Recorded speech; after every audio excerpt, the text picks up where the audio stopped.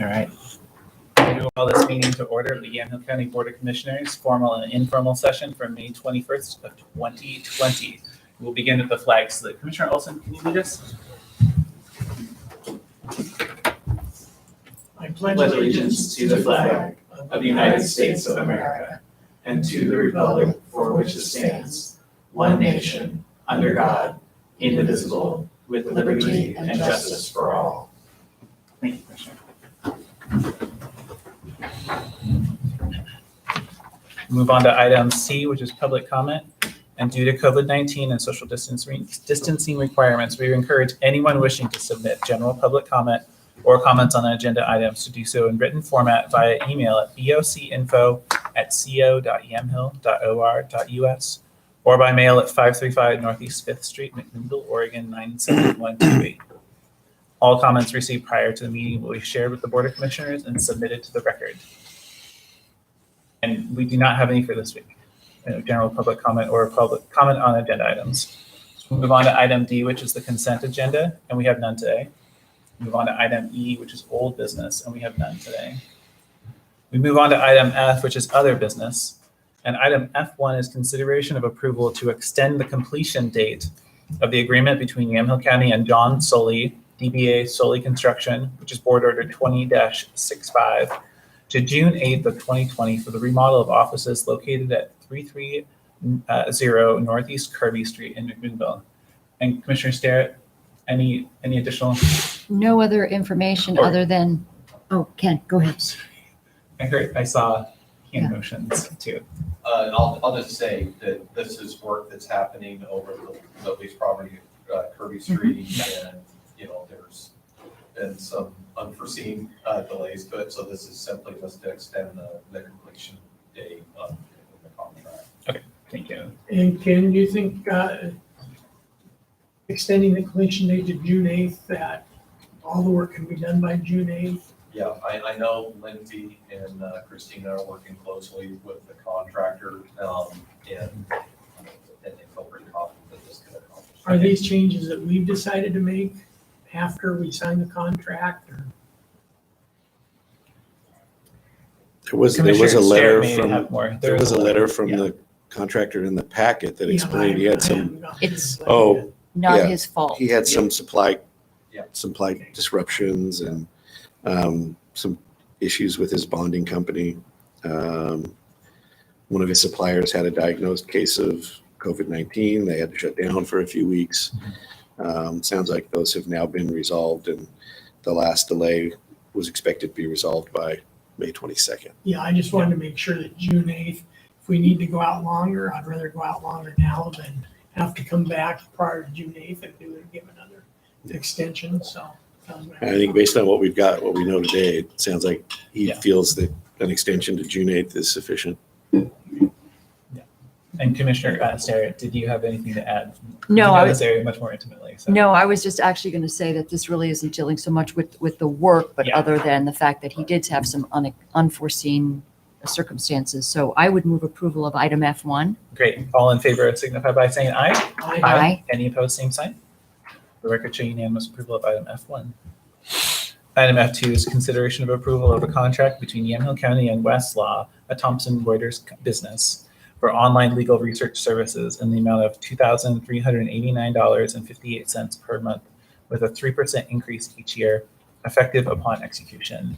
And Ken, do you want to add anything? I think our law librarian put together an excellent memo describing what this is, and this is for our law library that's next door. I think so too. I would entertain a motion to approve item I'll F2. also move that we approve consideration approval contract in Yamhill County and Westlaw, Thomson Reuters business. Thank you. All in favor signify by saying aye. Aye. Any opposed, same sign. The record show unanimous approval of item F2. Item F3 is consideration of the approval of the 2020 Fund Exchange Agreement, which is number 34100 between Yamhill County and Oregon Department of Transportation to exchange $655,259.79 in federal funds for $655,259.79 in state funds for the Newburgh-Dundee Bypass Project, effective upon execution for 2 calendar years. And I would offer Ken or Commissioner Olson, do you have? Well, my only comment is this is exchanging federal funds for state funds is pretty common and gives us more by using state funds instead of federal funds. There's some of the red tape that doesn't go with it, and much easier to use the funds on different phases of projects. This is something that comes up Yeah. every couple of years. Yeah. So I make a motion that we approve. All in favor signify by saying aye. Aye. Any opposed, same sign. Let the record show unanimous approval of item F3. Item F4 is consideration of awarding the construction contract to Haworth, Inc. for the Public Works Parking Lot Improvement Projects in the amount of $336,592.54. And reminder that we did the notice of intent to award last week. So I make a motion. Great. All in favor signify by saying aye. Aye. Aye. Any opposed, same sign. Let the record show unanimous approval of item F4. Item F5 is consideration of approval to add $150 to the existing petty cash account for the Deer Creek Transitional Treatment and Recovery Services from 100 to 150 and decrease the existing petty cash account for Community Support Services or CSS from 200 to 150. Mr. Chair, I would Yes. move approval of item 5. Great. It was a lot easier when you said it than when I was trying to read it. So all in favor signify by saying aye. Aye. Any opposed, same sign. Let the record show unanimous approval of item F5. Item F6 is discussion of the CARES Act. And that's Ken, Yes. you're on. And actually, Ken Huffer. what I'm looking at doing on Monday, we got a notification from AOC in the governor's office. There are some, the Legislative Emergency Board directed 400 million of the state's 1.6 billion of CARES Act funding be set aside to help support local government. On Monday, we got the official invite that we needed to get any requests for reimbursement for the time period March 1st through May 15th submitted tomorrow. So they gave us 4 days notice. Mhm. They get requests in for that time period. And what I'm looking and hoping for today is that the board would authorize the county administrator to request direct payment from the state of Oregon for allocation of the CARES Act funds. I'm currently going through all of our expenses that we have recorded during that time frame. Again, I still have data coming in, but right now, costs incurred during that time frame based on their eligibility, what we're able to request, it's right around $723,000. Keeping in mind that there's some question marks about the small business grant funds on whether or not that's eligible. I went ahead because in the latest communication, they didn't say it was not eligible, and that is an eligible category under CARES. So I'm going to go ahead and submit the request, but there is a possibility that the governor's office may, reject that portion of the ask. Yeah. And it's anticipated that the governor is only making half of the funds available of that 400 million available on this first round. And I'm unclear what the future rounds are going to look like, or how quickly it's going to be announced and when we have to get applications in. But I'd like to go ahead and submit this tomorrow with the board's approval. Questions, comments? I do have a question, Yes. and thank you for doing all that work, and I know it was really short notice. The breakdown of that, do you have just off the top of your head about the bulk of those funds expended or that we're going to put in for? Are they through HHS? Is it a public health? Is it through emergency management? Most of it based on the criteria. If you look at almost half or a little bit more than half, just public health related expenses. It's HHS and the public health response minus the funds that we did get from OHA. So that's not included in there. So like payroll expenses for HHS dedicated to COVID-19 is close to $400,000. in total. And so that, so half of it, more than half of it is associated with that. Another large piece is, like I mentioned before, is a portion, 187,000 of the small business grants, because we're still in the process of issuing payments out to the small businesses. So we haven't necessarily incurred the full 250,000 during that time frame. And then the other items are related to accommodating all the telework that we had to do, the enhanced cleanings that we're doing, that facilities has been tracking. And then also a portion of that is also for the paid sick and paid expanded family medical leave. We also included that as well. So that $50,000 that the board approved for, in conjunction with YCAP for the sheltering for homeless population, while the CCO board is still trying to figure out whether or not that will be reimbursed to the county because they're not sure yet, have we put that I did in? not include that in here because even though the board approved it, we have not incurred an expense. We haven't processed those funds. We haven't. The proposal was approved for the 50,000 coming out of O&C funds, but at this point, there has been no transfer or no request to transfer those funds to YCAP. And so we haven't incurred the expense during that time. Okay, so you have to have expended. It's not just something that you've got. Correct, Okay, correct. So Ken, I take it that's the same with the grant program, even though the board approved the $250,000, we haven't expended. Correct. Total $250,000. And so far, it's only been 187,000 of the 250,000. Okay. So fingers crossed that there'll still be funds left over for possibly the phase 2. But again, it's really unclear because I don't have a clear picture, because keeping in mind local government includes all the counties, all the cities, minus Portland, Multnomah County, and Washington County, because they got direct funding from CARES Act because of their population being over 500,000. Yeah. So depending on what the other asks are, and if because we have a number of expenses that haven't been incurred because we're still pending bills on, so our number, we have expenses every day that are associated to the COVID-19 response. So it would be captured in the next round when they open it up for the next round. Any further comments? Thanks for asking my questions. They're your questions, but they're the same ones.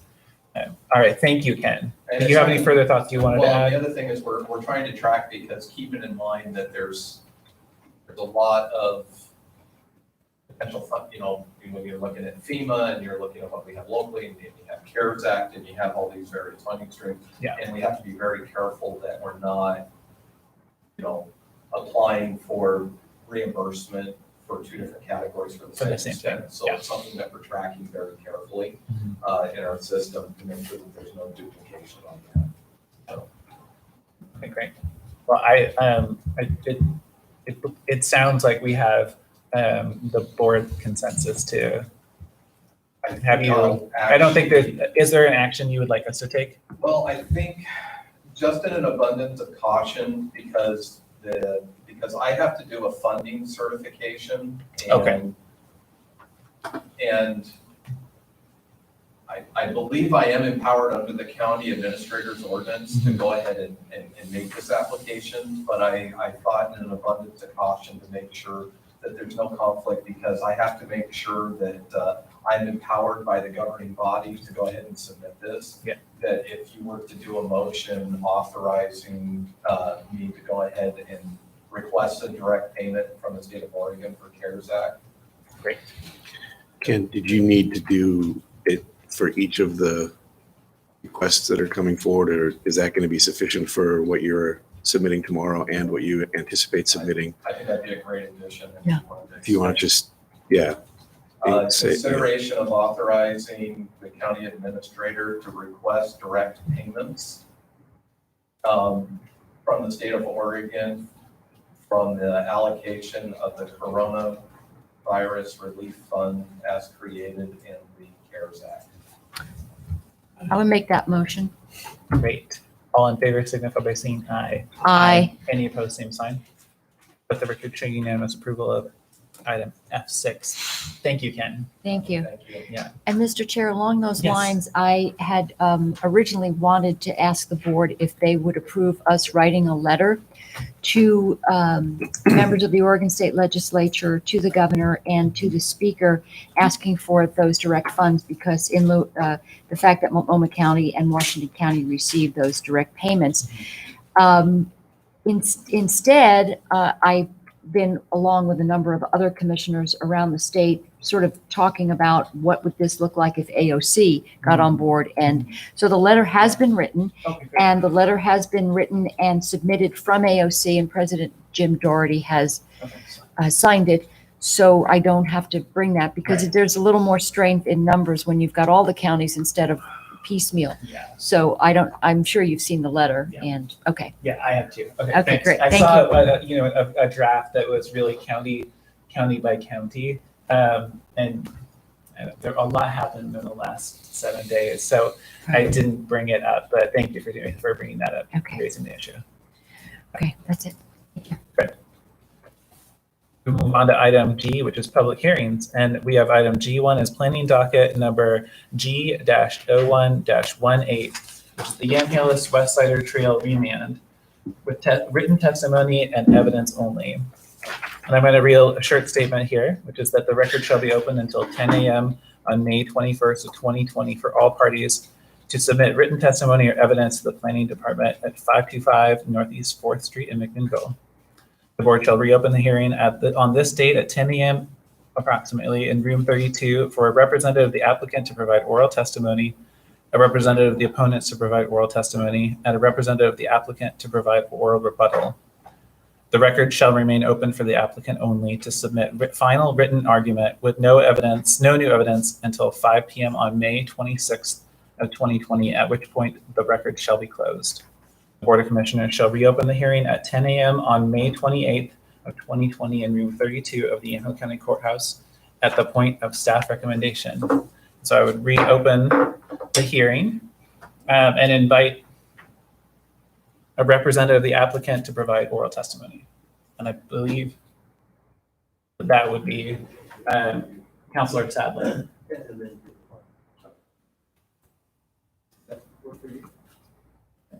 Could I go first and get rebuttal after you talk?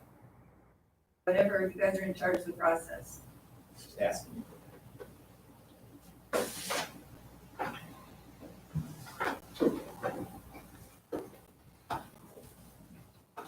Todd Sadler with the County Counsel's Office. I am not the applicant in this case. I represent the applicant, which is a political subdivision of the state of Oregon, Union County.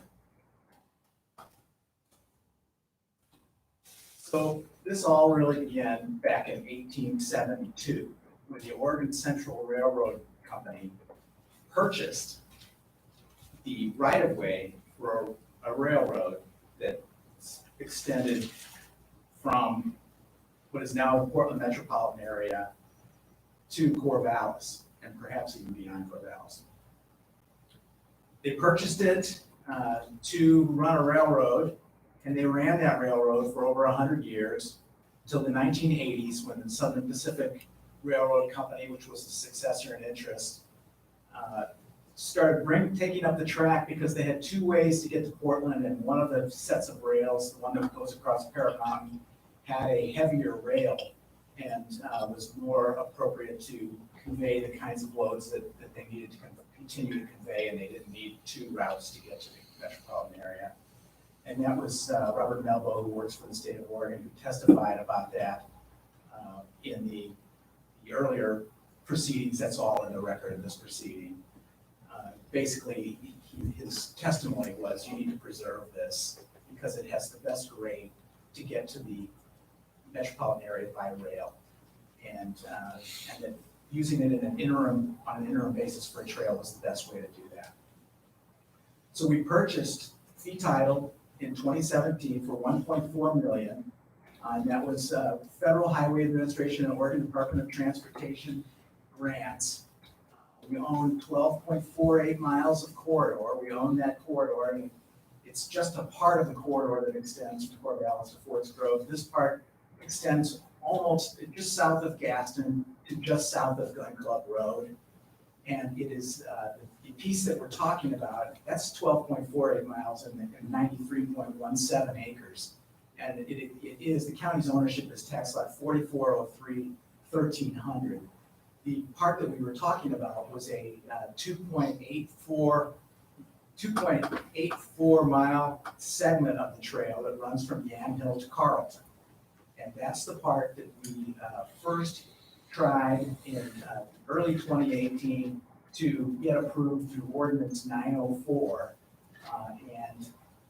That was based on the fact that we had been planning to do this, to use the trail to use the corridor for an interim trail. And we're ready to move forward on just this piece. That was remanded by LUBA, and we were told to address the conditional use standards. So we had another hearing in spring of 2019 to address the conditional use standards and the farm impact standards. We'd already addressed the farm impact standards with 904, but we were told to revisit it based on any new testimony that we got. So the planning for the trail formally began in 1996 with Ordinance 605, and this is addressed in the draft findings that I gave you at page 6. And basically, at that time, the county, again, not me, did not work here in 1996. The county stated that it will pursue, whenever possible, conversion of abandoned rail lines through the Federal Rails to Trails program and seek to integrate these abandoned lines into the county's trail bikeway system. Then again, in 2012, we adopted Ordinance 880 that spelled out the vision for the exact piece of property that we're talking about. At page 7 of the findings, it was called the Hag Lake to McMinnville Rail with Trail Project, the Hill's West Side Trail Project.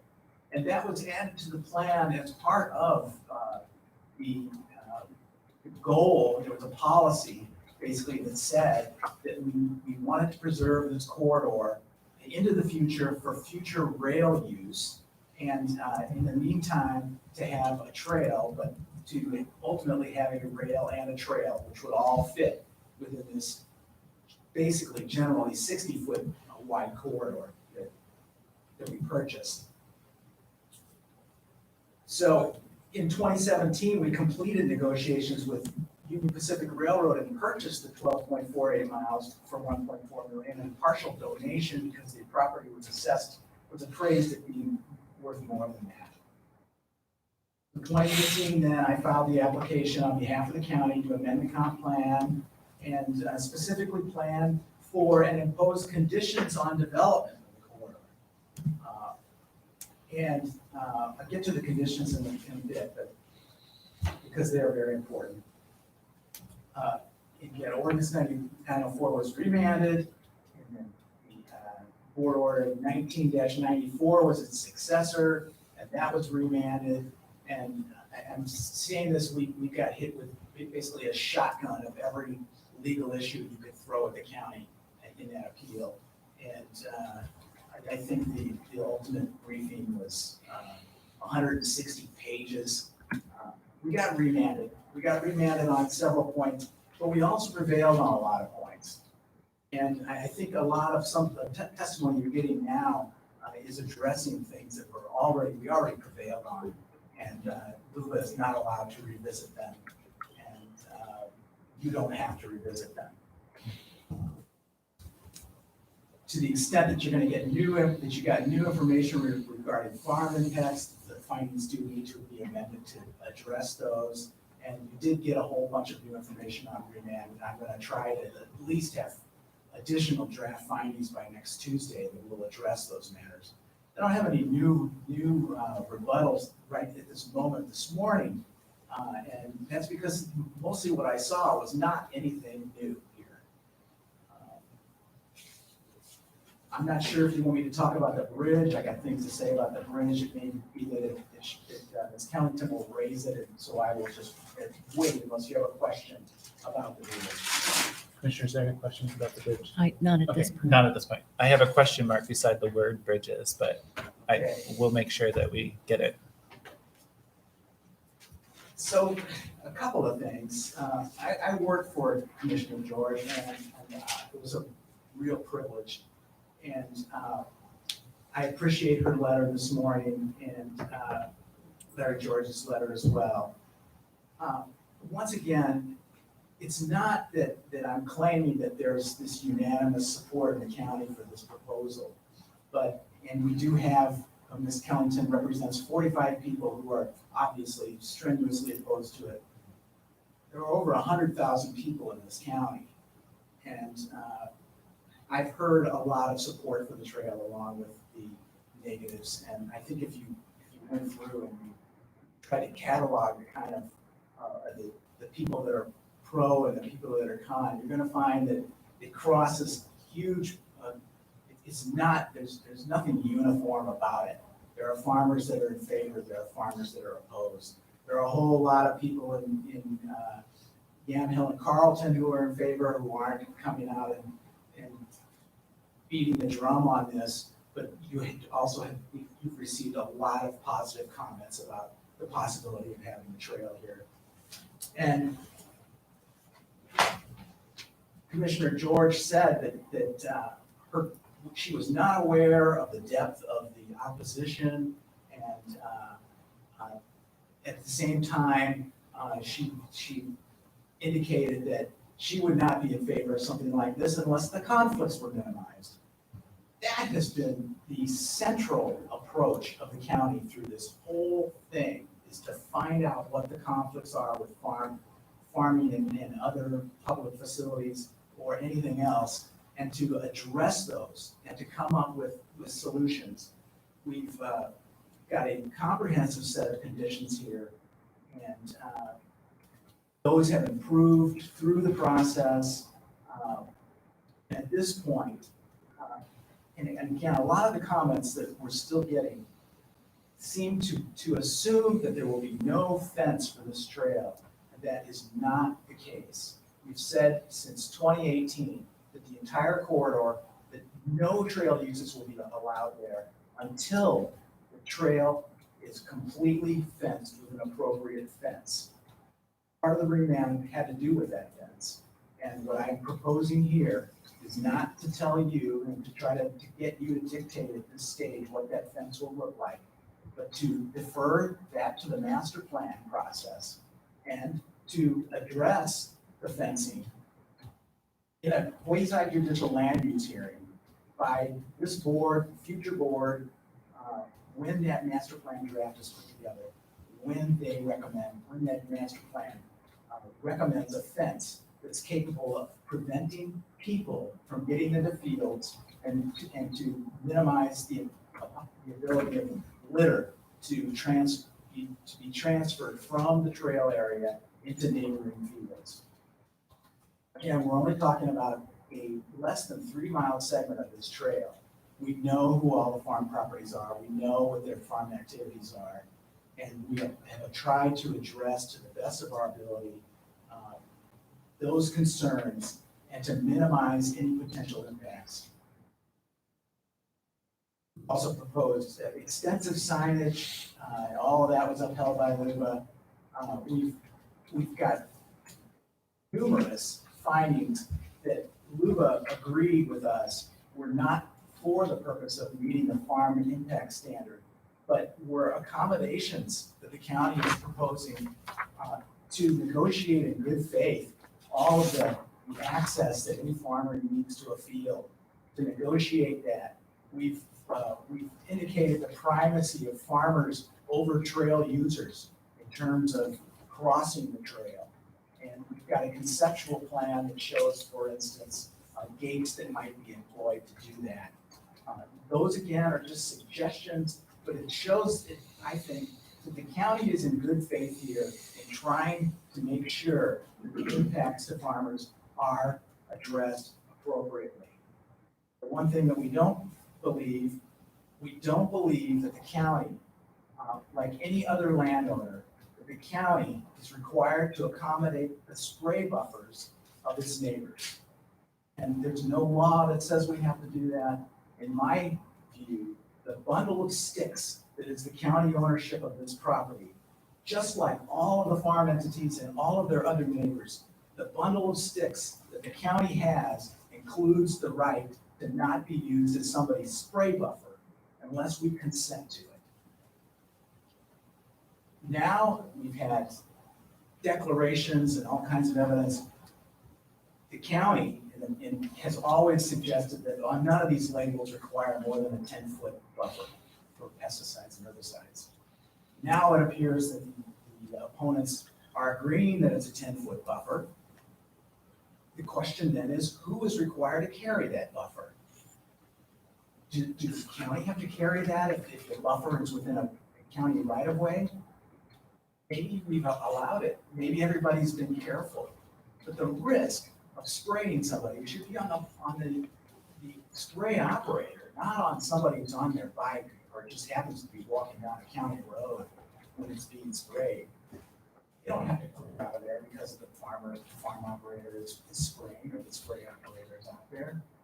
We shouldn't have to do that on our trail either, whether or not it's a jogger that's out there or whether it's somebody doing an archaeological survey for the county. You have the right to be on that property like any other property owner, even up to 10 feet from the property line. And that part of the equation, Luba agreed that farmers don't have the right to overspray. That's not an accepted farm practice. They basically agreed with all of our property rights arguments about the trail. We're property, right? We're property owners like anybody else. But they missed this and they told us to address it in greater detail. I tried to do that in regard to the labels, the current labels. We're talking about gramoxone and Yuma 4E used to say do not use around playgrounds, recreation areas. And now it says do not use in playgrounds, recreation areas. And at the most, we're talking about a 10-foot setback. The other thing I said to Luba was, well, we got a 60-foot corridor and we're only talking about having a trail at 12 feet of it right down the middle, where there's a 12 to 20-foot ballast and gravel roadbed in the middle of it right now. We've said that we were going to use that for the trail primarily. And what I said was that here's this big buffer. And Luba said, well, people might go into that buffer. Well, that again was offered as an accommodation, not because I thought that we were required to provide that buffer. If somebody lives within 10 feet of the edge of their property and somebody is spraying a field next door, you would expect the spray operator not to try to use the 10 feet buffer on the neighbor's property where their yard is. You would expect the farm operator, as an accepted farm practice, to find that 10 feet or to use a different nozzle size, to get a different droplet size, or to take steps like ask the neighbor and maybe do it at night when the neighbor's definitely not going to be out in their yard. You coordinate and you try to cooperate with people. That's what the county is trying to do here. We had a traffic study done and it does estimates and it tried to locate places for trailheads and did it. And that assumed that 75% of the people who use this piece of the trail would come from the local area and the 25% would come from somewhere else. And that's because we've said since 2018 that this is not a regional trail. It may one day be part of a regional trail. And I think that's always been the hope. But this piece of the trail is a piece of transportation infrastructure. It's not just for recreation. It is to connect two of the 10 cities in Yamhill County, two important cities, a way for people to get from one town to the other without having to get on Highway 47, which is dangerous even to people in their automobiles. This connection would provide that piece of transportation infrastructure between those two cities, and it also helps us preserve the corridor in the long term for rail uses. Who knows when, could be decades, but it seems that, again, this is not me making this up, this comes from the 2012 comprehensive plan policy that supports the state's, the county's support for this trail. I have nothing further for you unless you have questions for me. Questions, Commissioners? No, thank you. Thank you, Mr. Sadler. I hope we can get through this and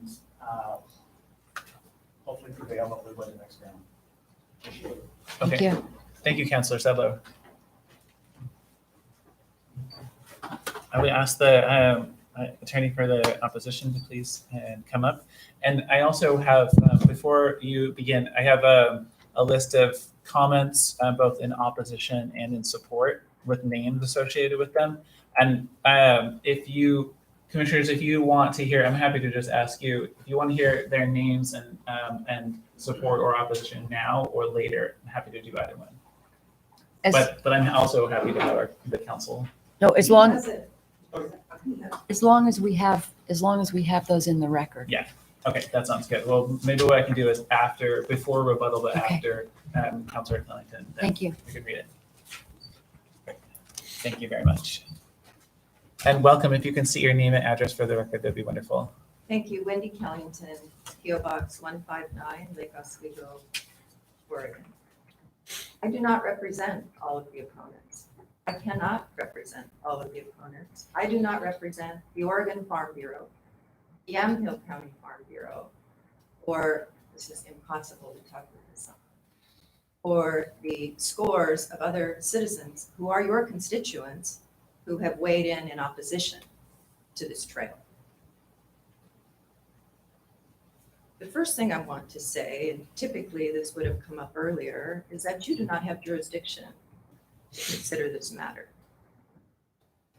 There's a well-established legal principle that says when you take your shot and you make a decision on a land use matter, and it is appealed to the Oregon Land Use Board of Appeals, you lose jurisdiction.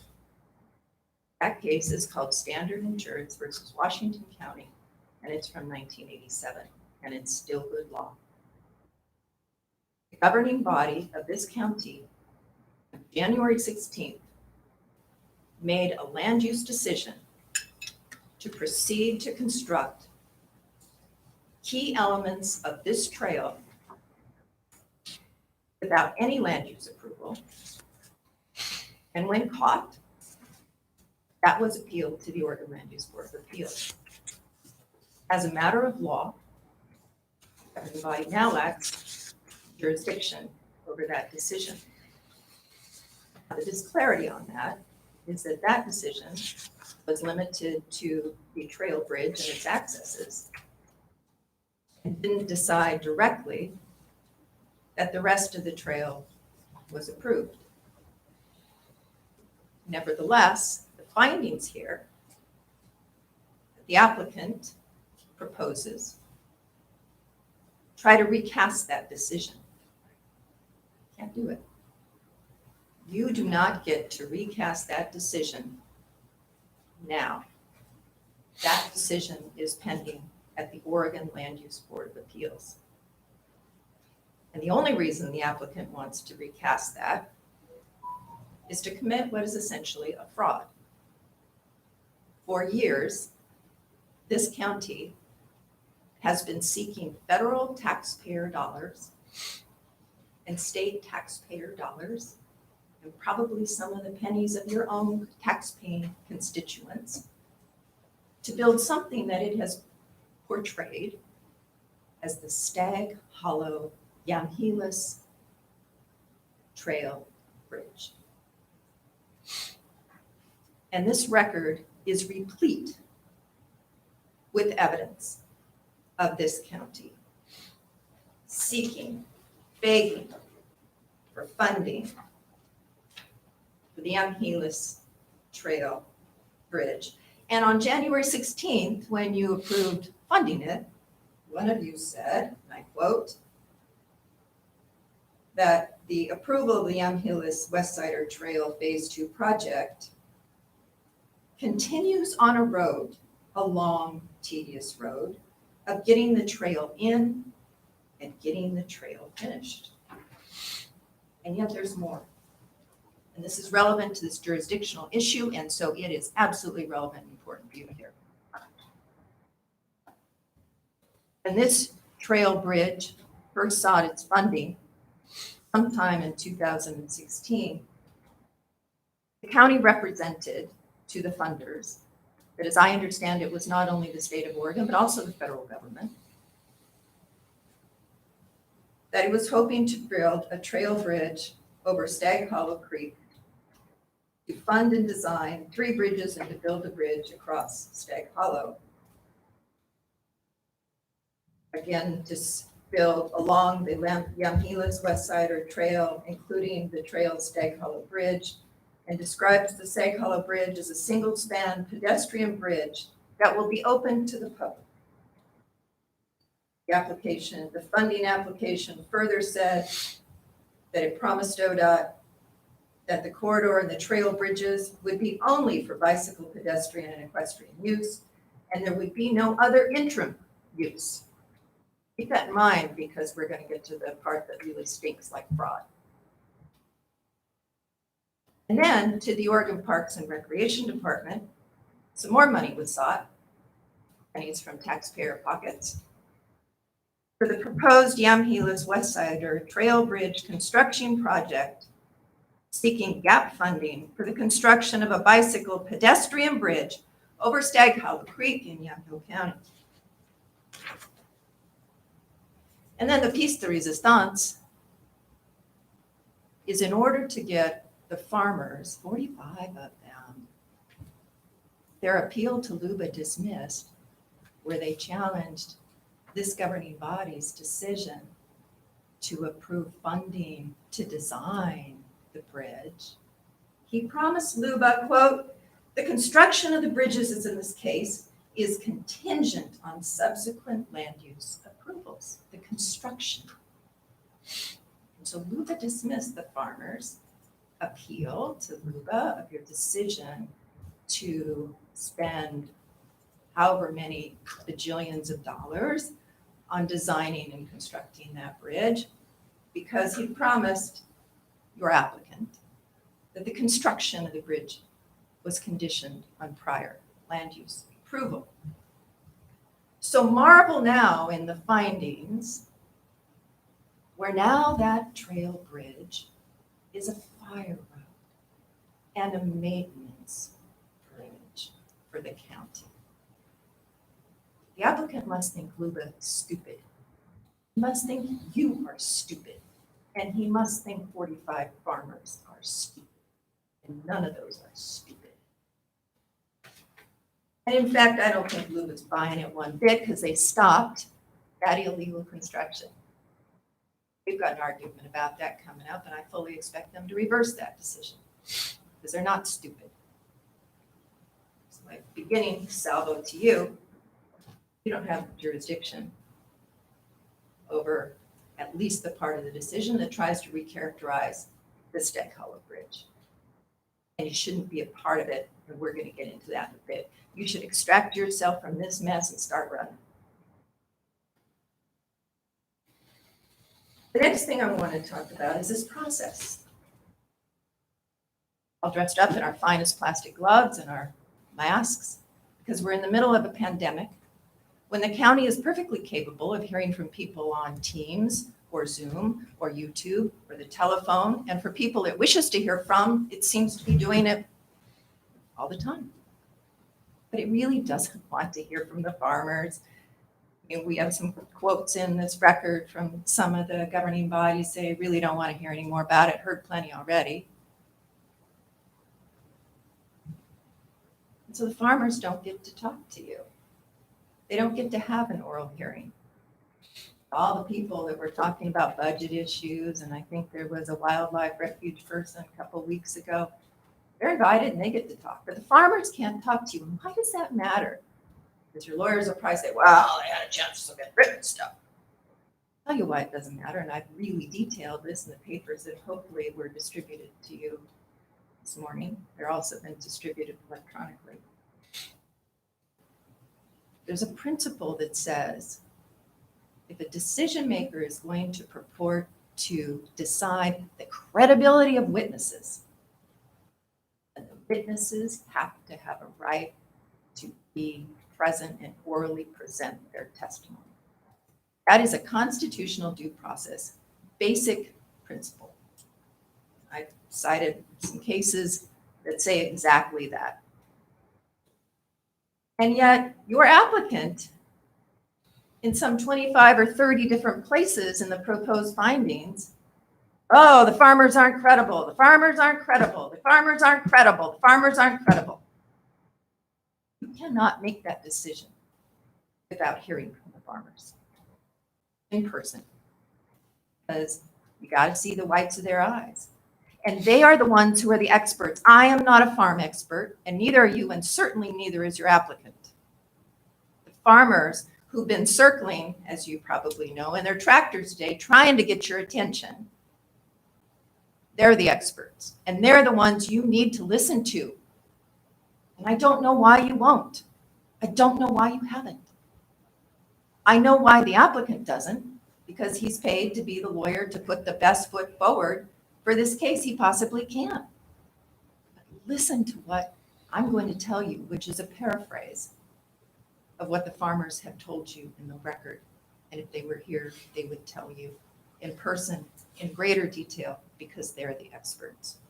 And Larry George, the expert hazelnut packer, would be here to tell you. And I think Kathy George would be here as well to tell you this would never have gotten this far had she known that the property owners along the trail so greatly opposed it.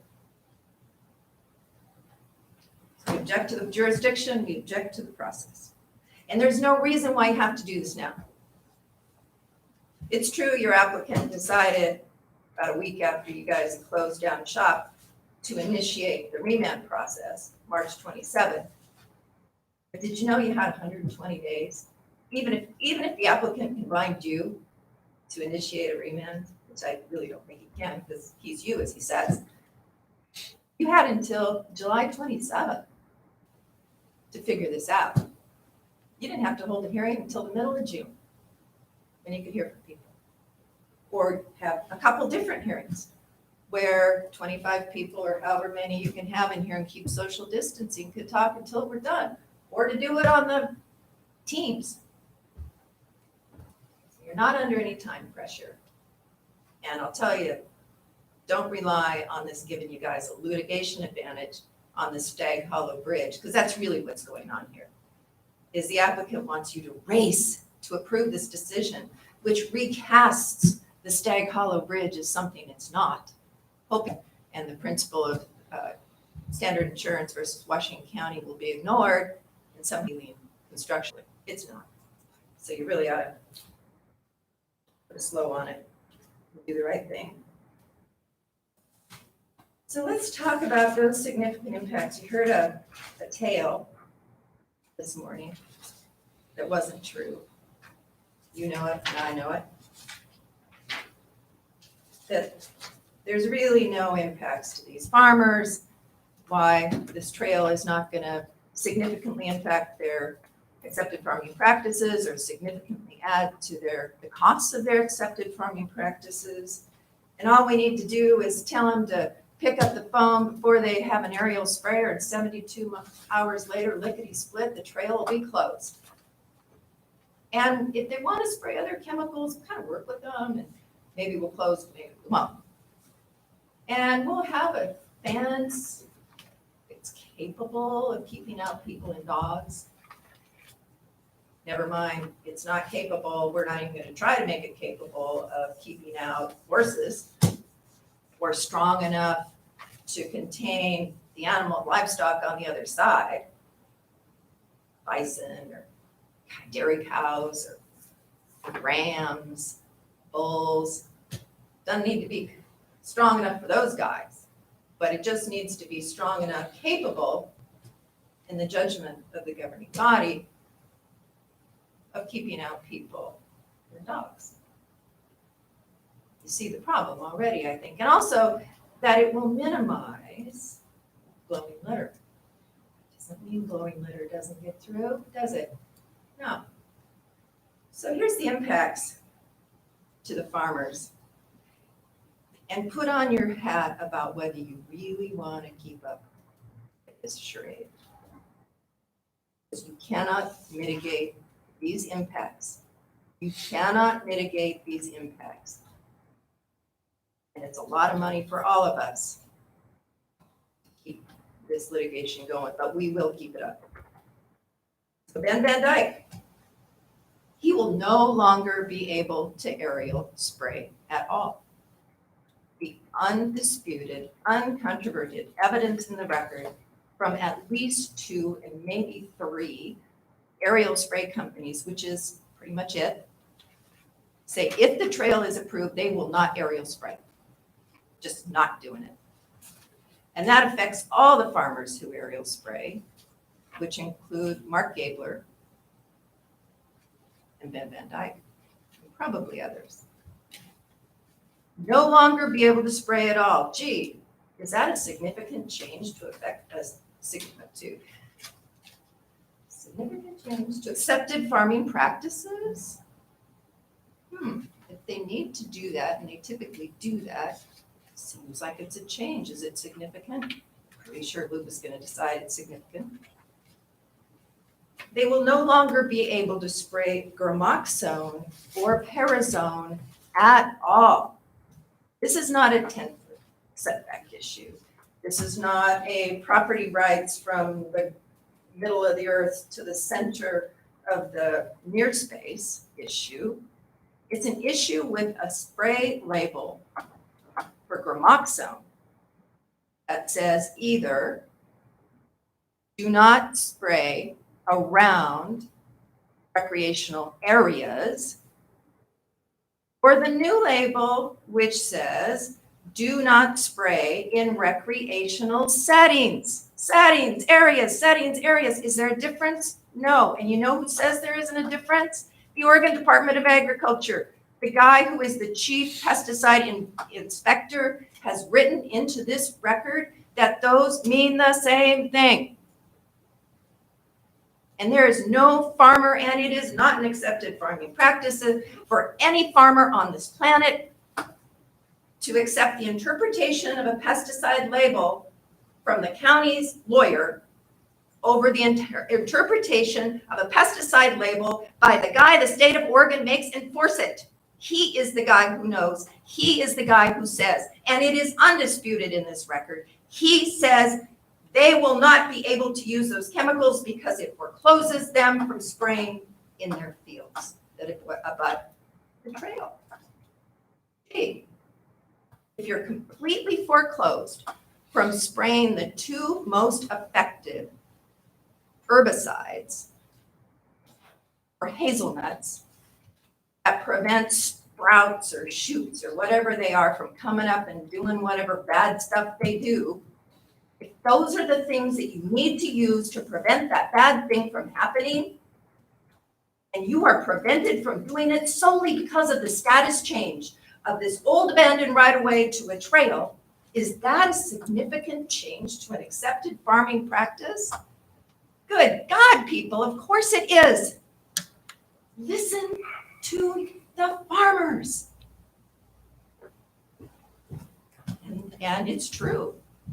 We will also have, for a broader spectrum of farmers, a new 10-foot setback on the farm, not on the county's property. This is not a drift issue. This isn't a county property rights issue. To the extent that you're trying to be fooled about that, don't be fooled. You're not stupid. There is a 10-foot setback that will apply to the farms simply because the trail is approved. It's considered a sensitive site. Right now, it's not a sensitive site. So there is no 10-foot setback. A 10-foot setback, according to the evidence in the record, runs in the thousands of dollars per year for each of the affected farmers. Is that a significant cost forced by the trail? Of course it is. Of course it is. And then having to daily observe a 100-foot EPA application exclusion zone from where people are present that you don't really have to worry about right now? Sure. Do people sometimes informally use the trail? Yeah. But is it a daily occurrence with people nonstop with invited wine rides or other sorts of athletic events, kids training on the trail? No. It's a matter of degree, but it's a significant impact forced on the farmers only because of the trail. And so because you lose the ability to spray what you need to spray to keep the weeds out, especially of your hazelnut orchard, you get to hire farm help to hand weed, and that's if you can get them. I think you've heard it's really hard for farmers to hire farm help these days. But you have to do it because somebody's got to pull the weeds. Is that an additional significant cost? The record says it is, says it's thousands of dollars. You have to hire spotters for your spray operations to make sure that there are no people in that 100-foot AEZ. How do you do that when there's a great big fence properly constituted? You can't see around it. How's that gonna work? Have to clean up trail-generated trash because whether it's been minimized or not by the county, it's still coming. The county isn't saying it won't come. So we have food safety issues, and yeah, those are real issues. How we got into a situation where the county thought it wasn't. And what about being obstructed from moving large farm equipment on Oregon 240? Because now we have bikes, pedestrians, equestrians, and school kids in the lanes of travel in the 1,100 feet between the city of Yamhill and the bus barn trailhead, because they have nowhere else to go, but that's how they're getting back and forth to the trailhead. There's no room for them. So how's that going to work? If you're driving a great big tractor, if it's in the middle of harvest, when everybody wants to use the trail and everybody needs to get their products in and out of their farms, how are the farmers going to be able to do what they need to do? Am I getting thrown out? No, that's the answer. Keep going, please. And then here's one that's that came up reading these findings. So in the beginning, the county's idea was that it was going to construct 3 bridges over 3 water courses.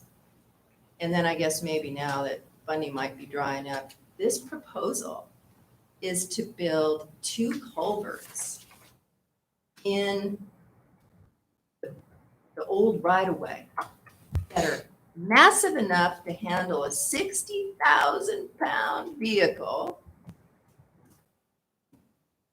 over some water courses and dump that water on the farms. Is that a cart or what? So let's think about that. So right now we have a natural drainage. And instead of that, we're going to create an unnatural drainage, which is going to change the velocity and amount of water.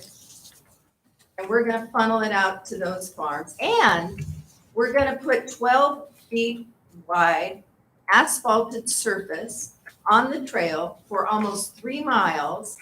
And we're not going to manage any of our stormwater for that either. There's no proposal about that. And some of that rail right-of-way is 6 feet above farms. So what are we going to have?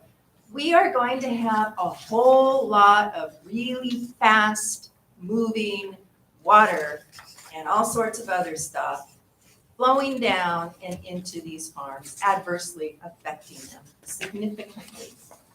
Because what's going to be in that water? It's going to be horse poop, it's going to be dog poop, it's going to be creosote and other good chemicals that used to be used in the rail right away. They're still there. County hasn't taken that out. County's done no environmental work at all. That's all still there. So all that now is going to drain into the farmers' fields, all that unmanaged water. And whereas the water used to kind of come off when there's no asphalt, and it would kind of get soaked up and stuff by vegetation. Here's the other thing. The county is going to denude of all vegetation the old right-of-way. And you know why? Because it has to for fire. So even though the findings, is, if you read them, will say, oh, we're going to have this natural vegetated buffer that's going to do all these great things, which they're not going to do, but rely on it all over the place. But what does the evidence in the record say? Fire Chief Carlton, he says, I would think we have two choices. Clear all the brush to provide safe passage to reduce the fire danger, or close it all off and deny access and hope nothing happens. He goes on to say, I fear we could have a real problem for not only the neighboring landowners, but surrounding homes, businesses, and community as a whole. These are the comments that yours truly has been pointing out. But of course, when I point them out, I'm called all sorts of colorful, unprofessional names in the findings. You've seen that. Farmers are called names too. What they say is throwing spaghetti at a wall, fear mongering, all those nice things. And those will be findings you adopt. That'll be awesome. But make no mistake that this trail corridor, if you approve it, will be denuded of all of its vegetation to avoid incinerating not only the farmers and the people on the trail, but the cities of Carlton and Yamhill. So all that drainage is going to sheet off into those farms with all that gunk, all those pathogens, and create unusable farm ground. Gee, is that significant? Anybody who was looking could see a lot by looking. I think you could see a lot by looking here. And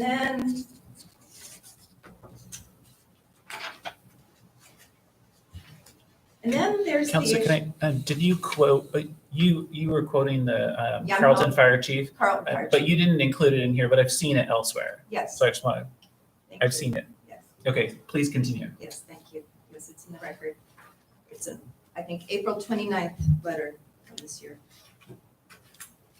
And then there's also the idea that this fencing will solve some evils. Of course, obviously, it solves none of these things we've talked about. It doesn't prevent liquids full of pathogens, and soil and all the other garbage getting underneath a fence or breaking down the fence with enough velocity and getting into the farmer's field. So it doesn't do anything for that. But even assuming that a fence can do something, it doesn't stop the prohibition on spraying, it doesn't bring the aerial sprayers back, it doesn't do anything with the 10-foot setback or the 100-foot AEZ, but let's say it helps a little tiny bit to keep dogs and people out, which is its only purpose, which is only two things of hundreds. Well, it can only do that sort of, because the county doesn't own everything. And where the trail would intersect roads, there are gaps that would not be fenced. They're not a problem right now because there aren't scores, thousands, hundreds, whatever your number is, of people daily being brought to this trail with their dogs and their horses to do whatever to trespass. And so fencing really doesn't solve anything because people can still get through on those areas the county doesn't own and trespass. and their dogs can trespass. Of course, the fences were never designed to keep horses out. And then there's the gates. There's a lot of driveways along the way. One of the farmers has an absolute right to his. He's got an easement. The county's really never disputed that. They like to play cagey, but the reality is he's got an easement to cross the old right-of-way, Cousins, for their 10,000 hazelnut trees to manage them. And think about it. So the Cousins' 10,000 hazelnut trees are here. They're me. And this pen is the driveway out to Highway 47. And if the trail is in the middle, which it is, and let's say there's a whole bunch of trucks trying to get in for harvest, or there's employees trying to get into work, or there's a tractor, or there's a spray apparatus trying to get in to spray what's left to be able to spray it after the county gets done doing what it's going to do to the farmers.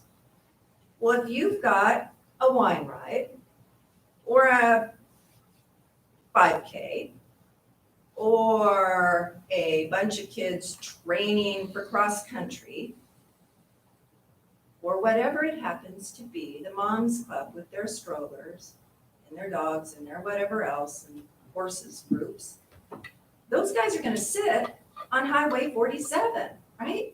Because they can't just get in. They got to sit and wait for the trail goers to go by. And probably most of them will be courteous and scoot by knowing someone's waiting, but they don't have to. What if they don't? And what if there's just an awful lot of them?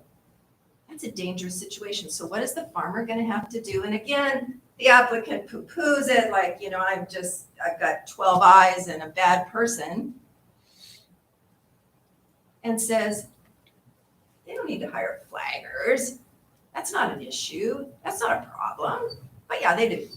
So the farmers will have to hire Cousins, will have to hire flaggers to get in and out of their own property so they can flag people to know that there is a very big piece of equipment or two or four that you're about ready to come slamming into on Highway 47 so people don't die.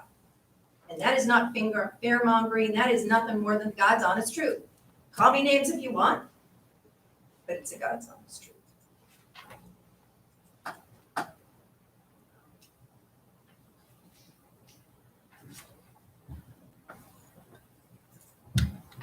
And then let's talk about the wine vendors. Now, admittedly, they're a small family farm. They only have 4 acres, so they're probably not very important to the powers that be, but it's important to them and they're protected by the farm impacts test. And they have animals as well as some food crops. And they have chickens, they have alpacas. And horses and dogs will frighten their livestock and can cause their livestock to charge, and that isn't stopped by a fence. And as we all know, dogs will run along fences and bark at animals on the other side as if they are chasing them, whether they can see them or not. And if the charging animal on the other side, that is a farm animal, is stopped by a strong enough fence, the animal will be injured. If the animal gets through, the animal is probably injured, lost, and the farmer has liability for what happens on the other side. Is that a significant impact? I think it probably is. There's no specific fence design that is proposed or out there that's designed to deal with any of that. And a fence certainly doesn't do anything with the problem of the county flooding their pasture with the drainage issue we talked about.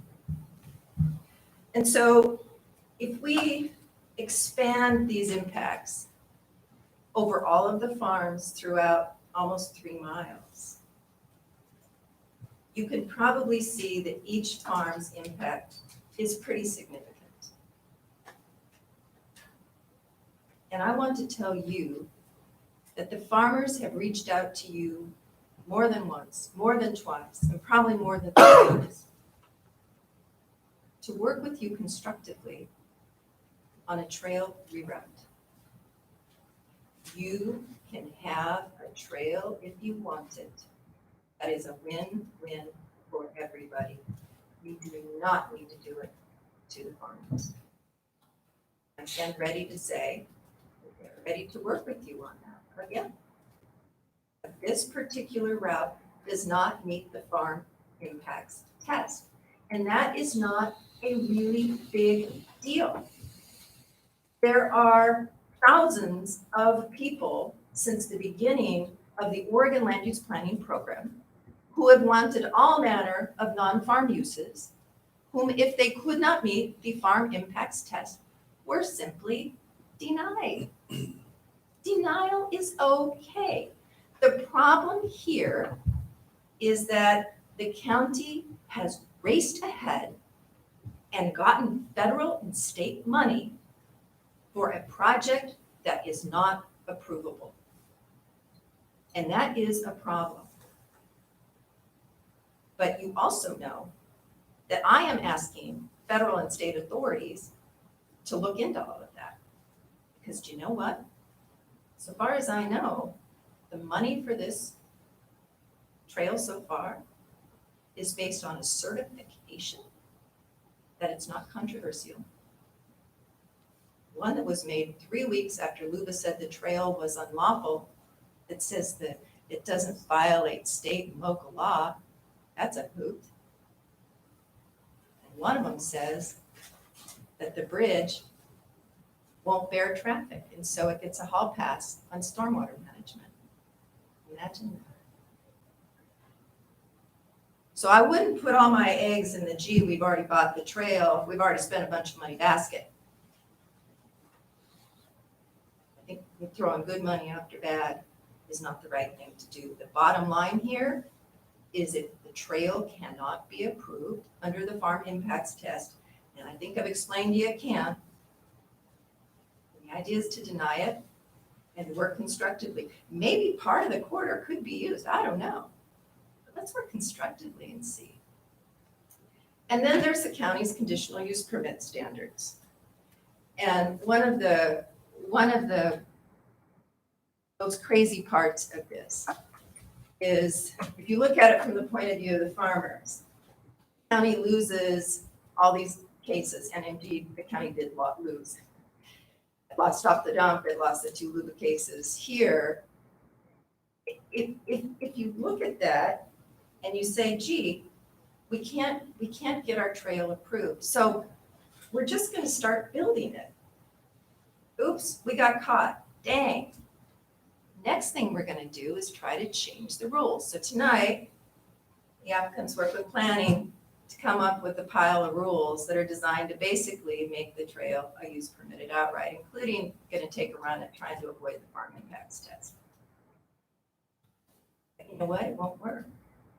Aside from dragging you guys deeper and deeper into something you shouldn't do. I mean, you just really don't want to be remembered as your legacy as the governing body that stood for the idea that if we can't get what we want, we're going to do it anyway and see if we get caught. And then if that doesn't work out, we're going to change the rules. But that ain't going to work legally, and I'll tell you why. There's a principle that says the goalpost can't change. So all of the rules that apply to this land use application have to remain static. So change the rules all you want, but they're not going to help you here. You, not you personally, but you as the governing body will have to apply the farm impacts test and the county's conditional use permit standards to this trail, regardless of, gee, let's change the rules and get what we want. That ain't gonna work. It is not going to work. Or as 215427 subsection 3 is clear. And there's a case that says Davenport Port versus City of Tigard. Good case, very analogous here, where the Court of Appeals was faced with a situation where things weren't working out for the applicant, and so they amended the transportation system plan and then just tried applying then. under the new plan. You know what the Court of Appeals said? Nice try. Everybody's entitled to the same set of rules, the same goalpost, all the way through to the bitter end. So that means what you ought to do is just deny this thing and move on in a constructive way.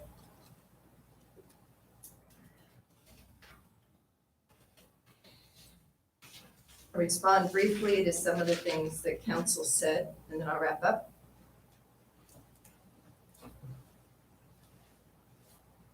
There's nothing in your existing planning program, whether it's a 1996 transportation system plan or ordinance 808 or 880 or anything else, that authorizes or compels you to make a decision that violates the farm impacts test or your conditional use permit standards. Not a thing.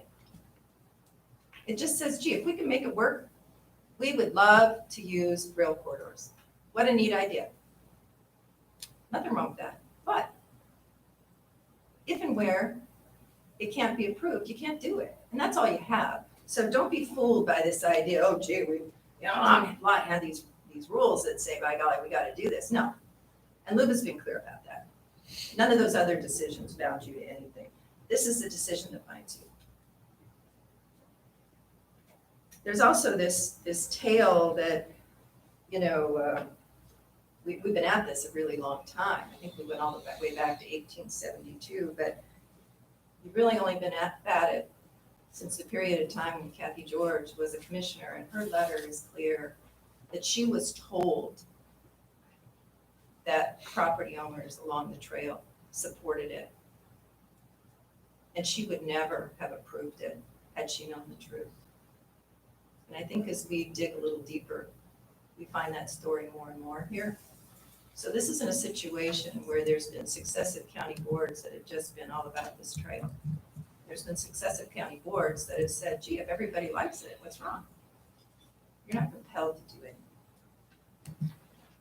We heard the colorful word that the arguments of the farmers are shotgun. I think that was what we were called. Don't be deceived by those kinds of name-calling and things. The truth of the matter is you have standards that you must apply, and this proposal does not meet them, and it's an easy thing to say, I'm sorry, we have to deny it. We will work constructively to figure out something that can comply with the law and does not divide our community. This idea that, oh, there's only 45 people who are opposed. My God, this is a county of 100,000 people, and gee whiz, there's sure a lot more people love the trail than not. Well, actually, if we're going to get into that, if you look closely, most of your supporters are from out of town. Most of your opponents are from in the county, and the Oregon Farm Bureau opposes it. That's a really big deal. The Yamhill County Farm Bureau opposes it. That's a really big deal. So don't be deceived and misled that there's just 45, outliers. Those are the 45 people who are the most adversely affected by it. And there is only one person who calls himself a farmer that I know about who has supported this trail. All of the other farmers have opposed it, as so far as I know. I may have missed one or two, but you've got the farming community that is vastly opposed for good and legitimate reasons. They wouldn't pay my homie to be here if they weren't really worried about it. They would not be circling around this courthouse in their tractors if they weren't worried about it. They ever done anything like this before? No.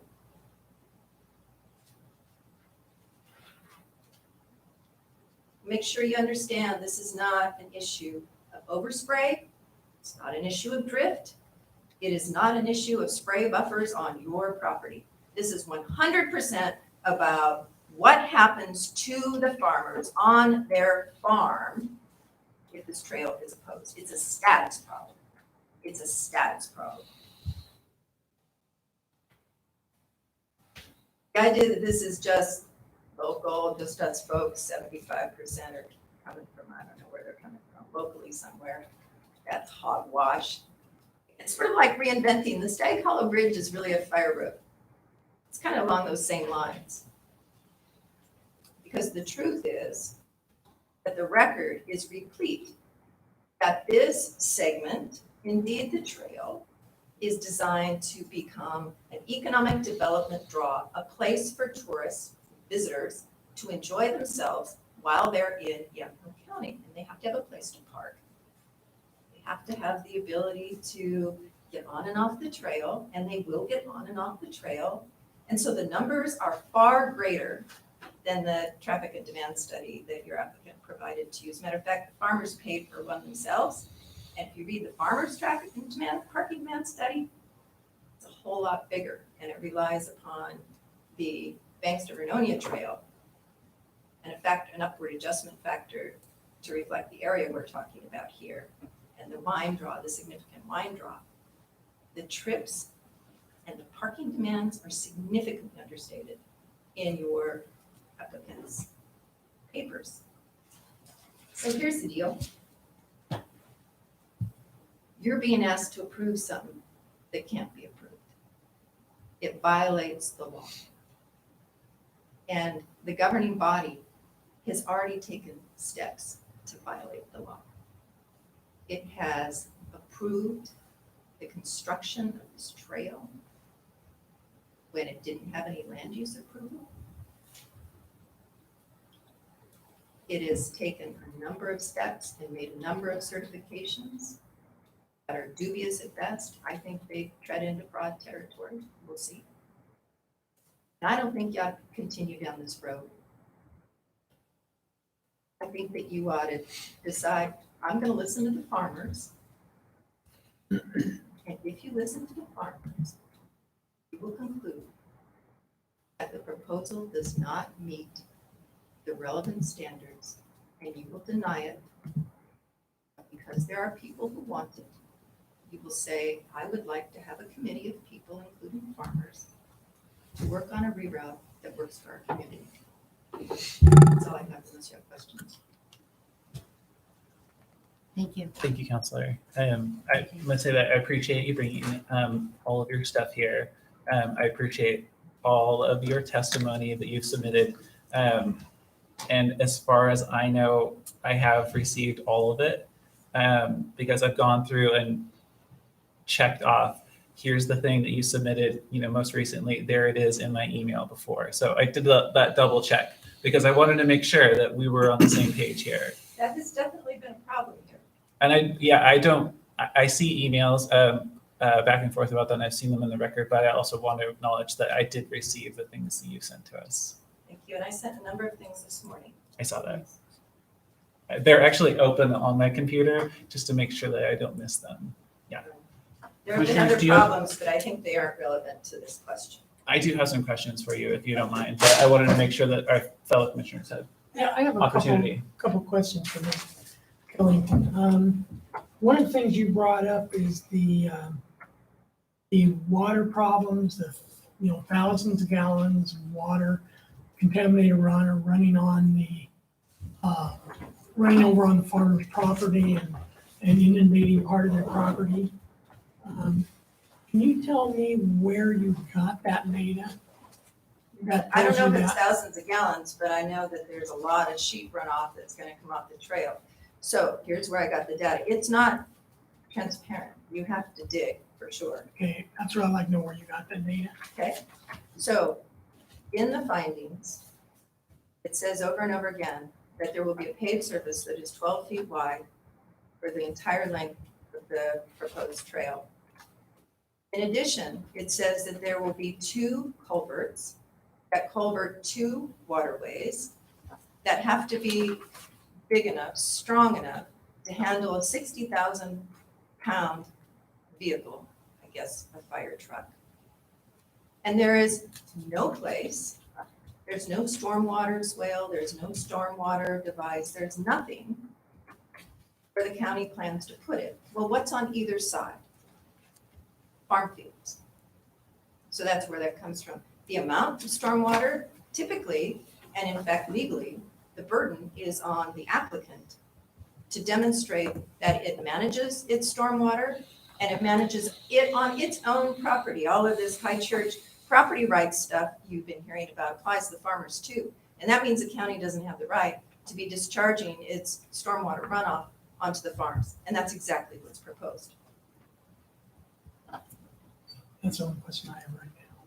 Do you- I have one, and it's really sort of the primal argument before we even get into any discussion, and that is the jurisdiction issue. So, for instance, if we don't have jurisdiction, then really this is all a moot point. So I guess I'm a little concerned about the whole, or maybe some clarification on the jurisdiction issue. Is it because it's pending at LUBA? Is that, Yes, that's a great question, Commissioner Starrett. Thank you. And yes, that is the jurisdictional problem, is that the issue of whether the Stag Hollow Bridge can be approved and its accesses can be approved is pending at LUBA. And the jurisdictional rule is that once that decision has been appealed to LUBA, the person with jurisdiction over that decision, 100% is LUBA. Now, I expect LUBA will make a decision on that probably in a couple of weeks. They got it on a fast track because that was stayed. And so one of the things that you could, and I think should do, unless you're persuaded just to kill this thing and put it to bed, is to punt this until the matter comes back from LUBA, either on a reversal or a remand, and then see what jurisdiction is left to deal with the remand. so I would just maybe also want clarification from county council at some point as to, and maybe that's just part of a rebuttal, but just as to that whole question about jurisdiction. Because if, in other words, if we go ahead, anything we do here today, if we're completely out of bounds, then I would like to know that before we go forward. But if it's not, I guess if it's a question of opinion, then I would like to hear from county council, that part of it. And then okay, no, that'll do for now, because that's really, And I remember you and I think Commissioner Olson was out, but I remember you and I had a solar array where we did rule on planning's recommendation that we didn't have jurisdiction, and then we ended it. So Yeah, so I don't know about that, but it is my opinion that you do not have jurisdiction. so is that, I mean, opinion is one thing, but where do we go to find some kind of a reference to whether or not Right. we do or we don't? I mean, it's got to be an empirical type of a thing. I mean, this is not, I wouldn't think, subjective. So Yeah. much of land use is hard to figure and isn't in any sort of a piece of paper. This is a legal principle that is well established, and it sounds like it's one that the county has applied before. That says where a matter is pending at LUBA, the local jurisdiction loses jurisdiction to make a decision on that same matter. to be In case clear, you didn't I read- just want to be clear, when we made our decision, it was about a time limit and not about appeal. So I just want to clarify that we don't get too far. Yeah, Sorry. I don't know what that is. I mean, you could read the case, the Standard Insurance versus Washington County. It's a LUBA case. It's in, 16 or LUBA something, I forget the page number. And then it's affirmed by the Oregon Court of Appeals. You could read it. It does say that. Your counsel will have to admit that it says that.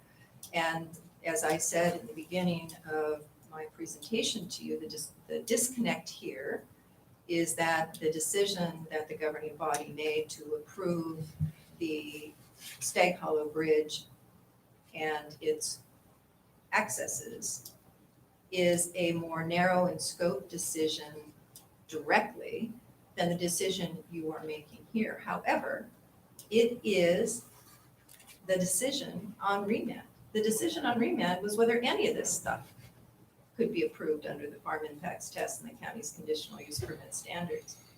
And I think, reading that case, taking your shot with approving the bridge takes the shot. So I think the whole thing is pending at LUBA, but at least all of this business and findings about reinventing the trail bridge to not be a trail bridge and to be a fire road is not something we have jurisdiction for. I'm going to be shocked if council thinks you do. I would just like to follow up. So I want to make sure I'm understanding this right, because I'm sure the applicant will get to it in their rebuttal. But what you said is, a couple times you said, it's my opinion and I think, but there is no law outstanding that says if LUBA is handling an issue, that we cannot handle that issue. No, that's not true. There is a law that says that. There is a law that says, and your counsel will tell you, there is a law that says, and it's judge-made law, that says if the matter is pending at LUBA, you may not consider it. That's the rule. It's pending at LUBA, you may not consider it.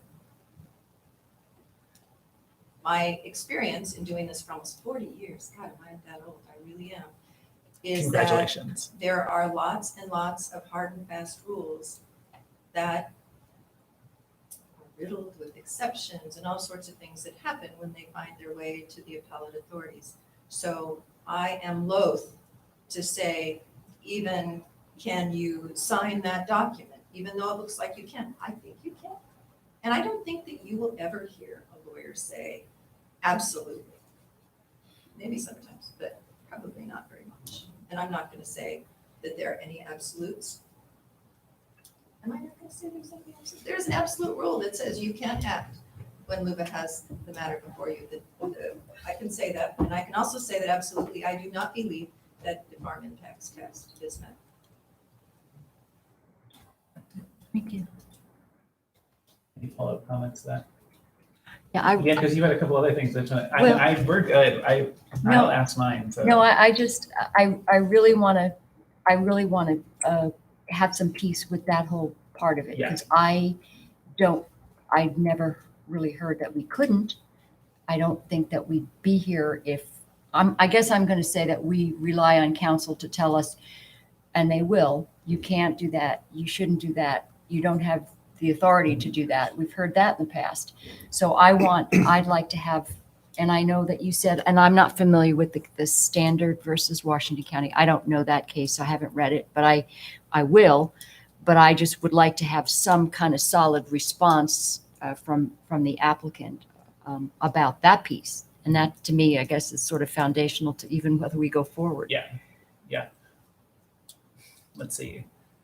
If we had, I just want to make sure that we're not getting into applicant rebuttal now, because I also have further questions for Councilor Callington. Is it something that we would feel comfortable with Christian replying to? Why don't you finish your questions to Ms. Killington, give the applicant their opportunity for rebuttal, and then if you still have questions, I'm happy to. Okay. Okay. Are you okay with that? Okay, thank you. Okay. I want to make sure. And did you have other questions? No, that was I it. mean, we kind of have to, I recognize that you need to feel some sense of we've got it answered. But- Right. Thank you. So, So let me Counselor- just read you the principle. This is from LUBA, Standard Insurance versus Washington County 17 or LUBA. I thought it was 16. Holds that a local government lacks jurisdiction to modify a decision that is currently on appeal to LUBA or to the Court of Appeals. There it is. and so forgive me for, I mean, I am somewhat ignorant of this. I'm not an attorney. I'm also not going to be arguing the case on either side at LUBA. From my perspective, the conditional use permit remand is separate from the bridge construction appeal to LUBA. And if I didn't get that right, or if County Land Use Council is now like pretending to vomit, which he is not, then I'm just going to stick with that my understanding is that we're here to determine the conditional use permit remand from LUBA and not and you probably be able to use that at LUBA too, but I just want to make sure that we will hear from council about that. But I have questions that I would love to ask you now, if you're open for it. I'm not trying to trap you. I think It does feel a little bit like it, Okay, so honestly. I heard that from you, but I want you to know, I am not trying to trap you. I have been trying all the way through this in the last 2 years to give the county the benefit of every thought I ever had. And then, because nobody listened to me, I've had to appeal it. But this is not a trap, and the pending LUBA case is not a trap. What doesn't ever happen is a governing body, never, you will find no other case where the governing body starts building a project that has been remanded by LUBA before it acts on remand. It's really bizarre the way this has all gone through. I didn't do that. Matter of fact, I think I've been pretty good about warning the governing body to be tread carefully with this case. So the legal principle, I guess I would respectfully disagree with you, respect your position, is that Luba remanded the decision to construct the Amhelis Trail in the 2.8 mile segment and to construct 3 bridges, including the Stag Hollow Bridge. That was the name of the decision. I can't make that up. So if that was the thing remanded, and the county has then approved a piece of it, it's taken that piece of the remand away. And I think if you put 2 and 2 together, it's lost jurisdiction, but you can feel how you want, and this isn't a trap. I'm genuinely trying to get you guys to do the right thing. Okay. And I'm also curious along those, I do have a list of questions, but I want to, you're prompting more questions. I'm curious about why then you felt you chose to come today if we don't have the jurisdictions. It seems like it would be something, I mean, again, I'm not a lawyer and I'm not a land use lawyer, but I would see that as the statement that Luba is going to be the one to decide on jurisdiction. Well, if I don't raise it, I waive it. Okay. So I'm raising it. Okay. Sounds good. All right. Ready for questions? Great. So the first one, or there's a series that are around the spray issues. And what I was curious about is how, as you noted, there are different ways to interpret things, right? I'm curious about if you think that there's any other way to interpret Mike Odenthal's replies to you. And I say that because when I read them the opposite of how you have presented them to us. And so do you think that there are different ways to interpret the words of that employee of a public agency? He's the pesticide enforcer. That's correct, Answer for the is ODA. no. Yeah. Let's see what he says.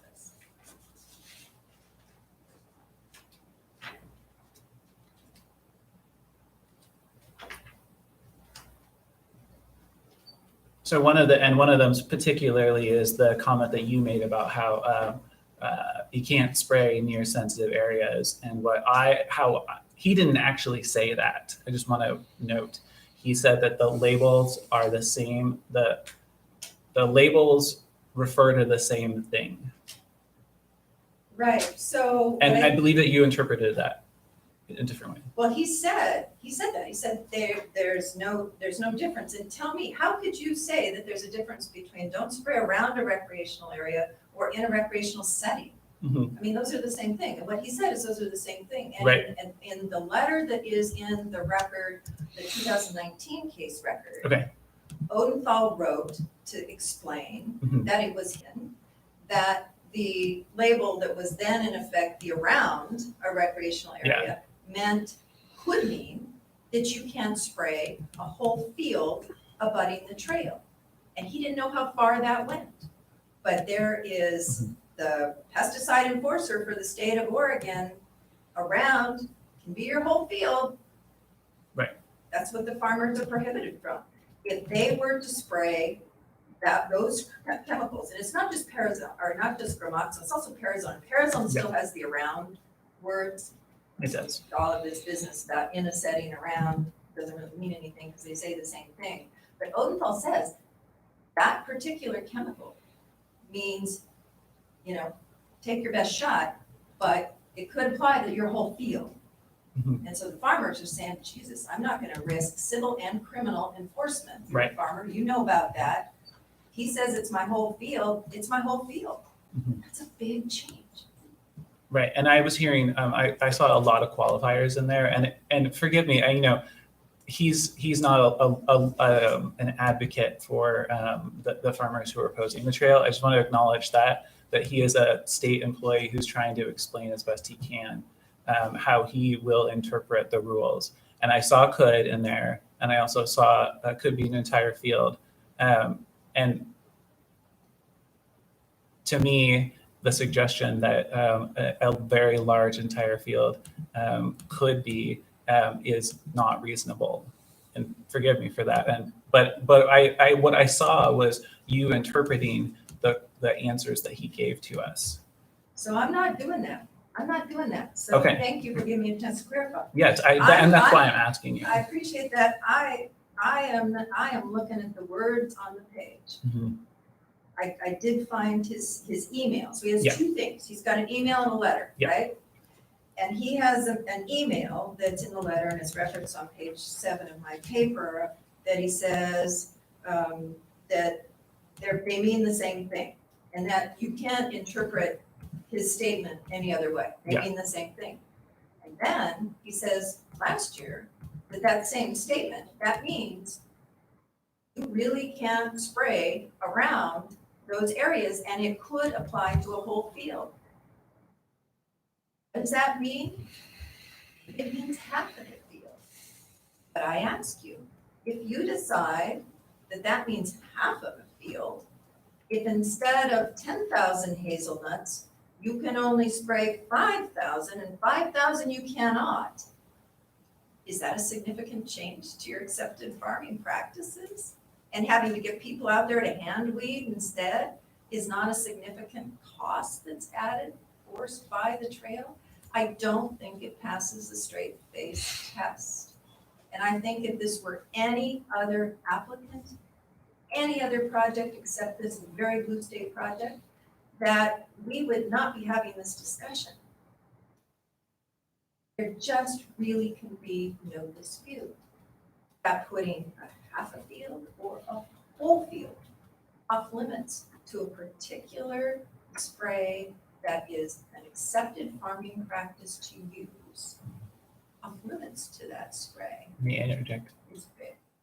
Can you explain what a blue state the project is? This I'm is a sorry. project, Blue State project, it's a project. And I just don't people understand love. these things. This is a very progressive, there's blue states, there's red states. Oh, okay. Oh, there's you're saying conservative, partisan. Yeah, Okay. it's, I mean, this is so well loved. Everybody is split on it in the political world, right? Thousand Friends is split on it, so you can't get them to weigh in. They've got people on their board who like it, people on the board who hate it. Friends of Yamhill County, same thing, right? It's a blue state thing. Okay.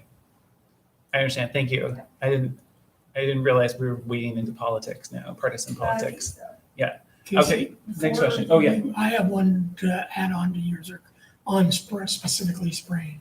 Okay. And I just want to make sure that the clarification on spraying, any kind of aerial spraying on that drifts or is abundant, that gets into a neighbor's property or onto a neighbor's property. So let's say the trail wasn't there. And the farmers can continue doing it. Yamhill County owns that 60-foot right of way. What are the laws regarding them spraying on that since they're not the property owners? They don't spray it. They can't spray it. The aerial sprayers know their business. So technically they can't spray it now.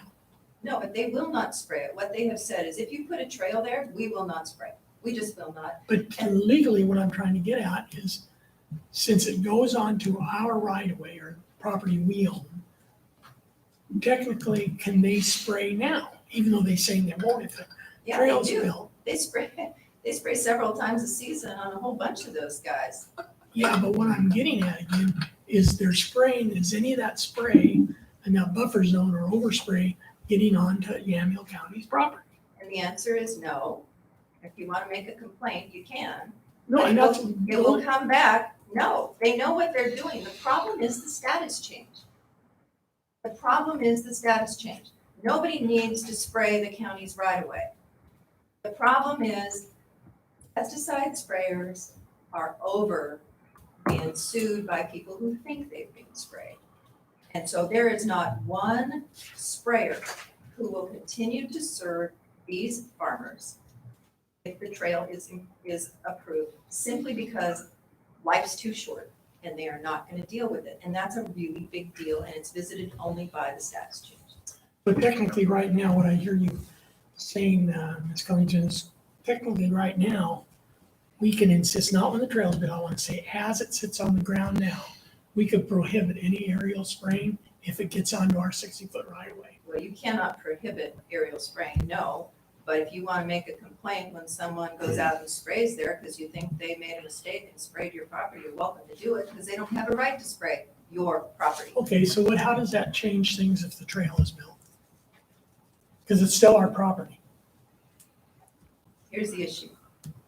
When a trail is approved, it becomes becomes a public recreational area. And the public is on it all the time. And the public will, if they are on the trail and they think that they've been exposed to spray because they smell it, they're gonna go after those spray operators.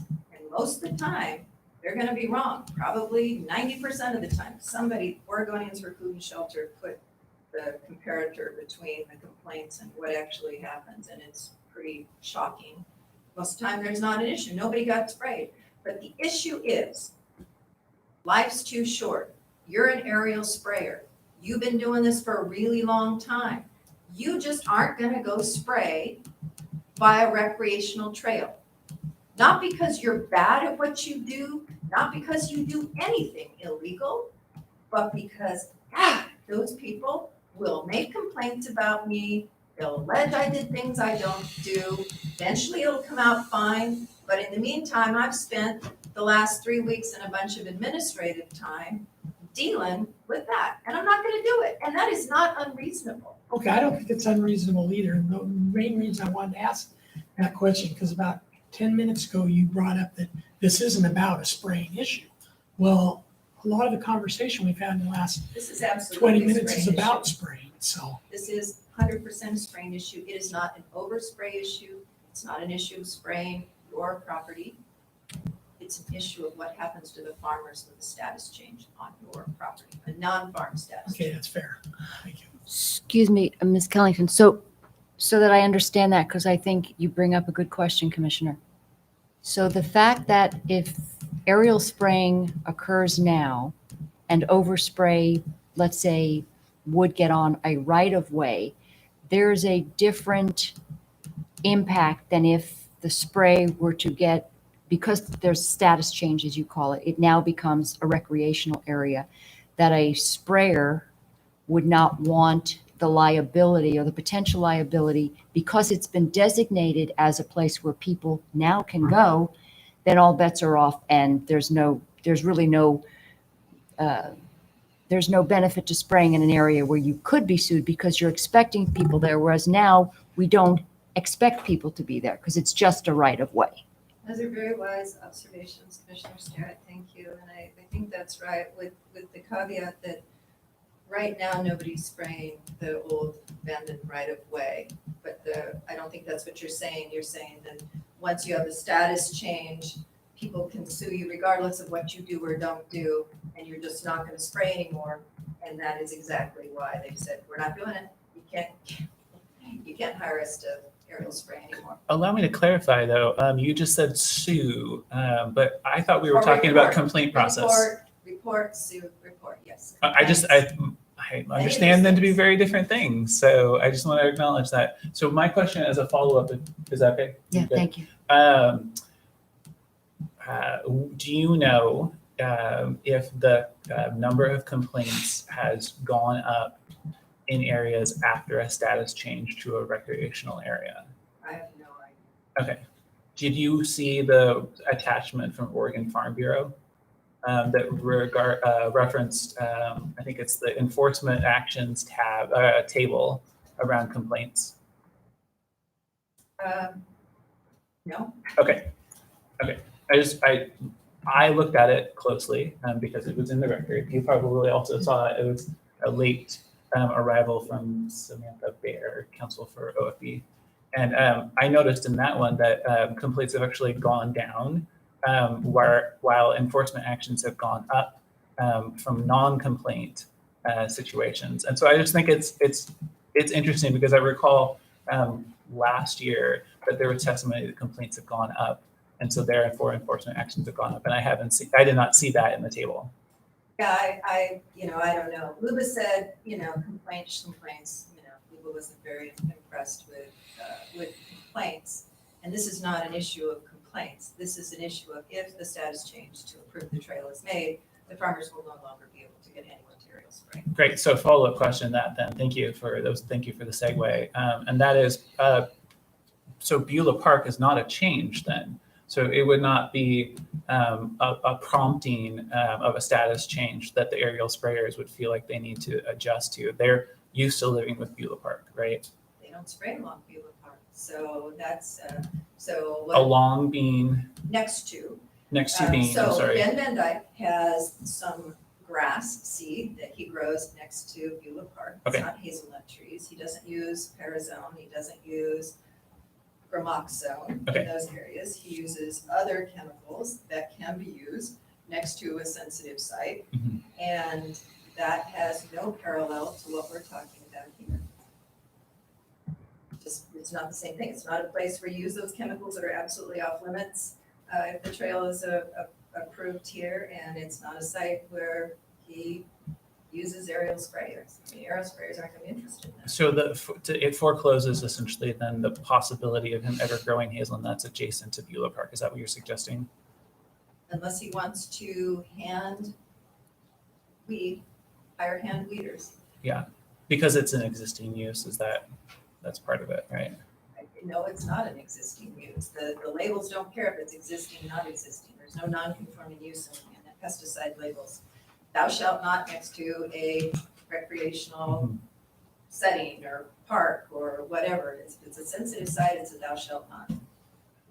So along the lines then of Beulah Park and spraying or applying the chemicals, can you explain how it works there with the metaldehyde, the slug bait, on a grassy field adjacent to the park? I have no idea. I don't even, this is why you should have Ben here, right? Sure. So, I mean, this is why this hearing doesn't work, is Ben would come up to you and he would tell you whether he uses it there and he doesn't, and whether he hires spotters during the period of time he uses it. Yeah. I have no idea. I don't know if that field is fenced. I don't know what he does or if he uses that product. I can't tell you. If Ben were here, he could. But I don't think it's fair to hold that against him.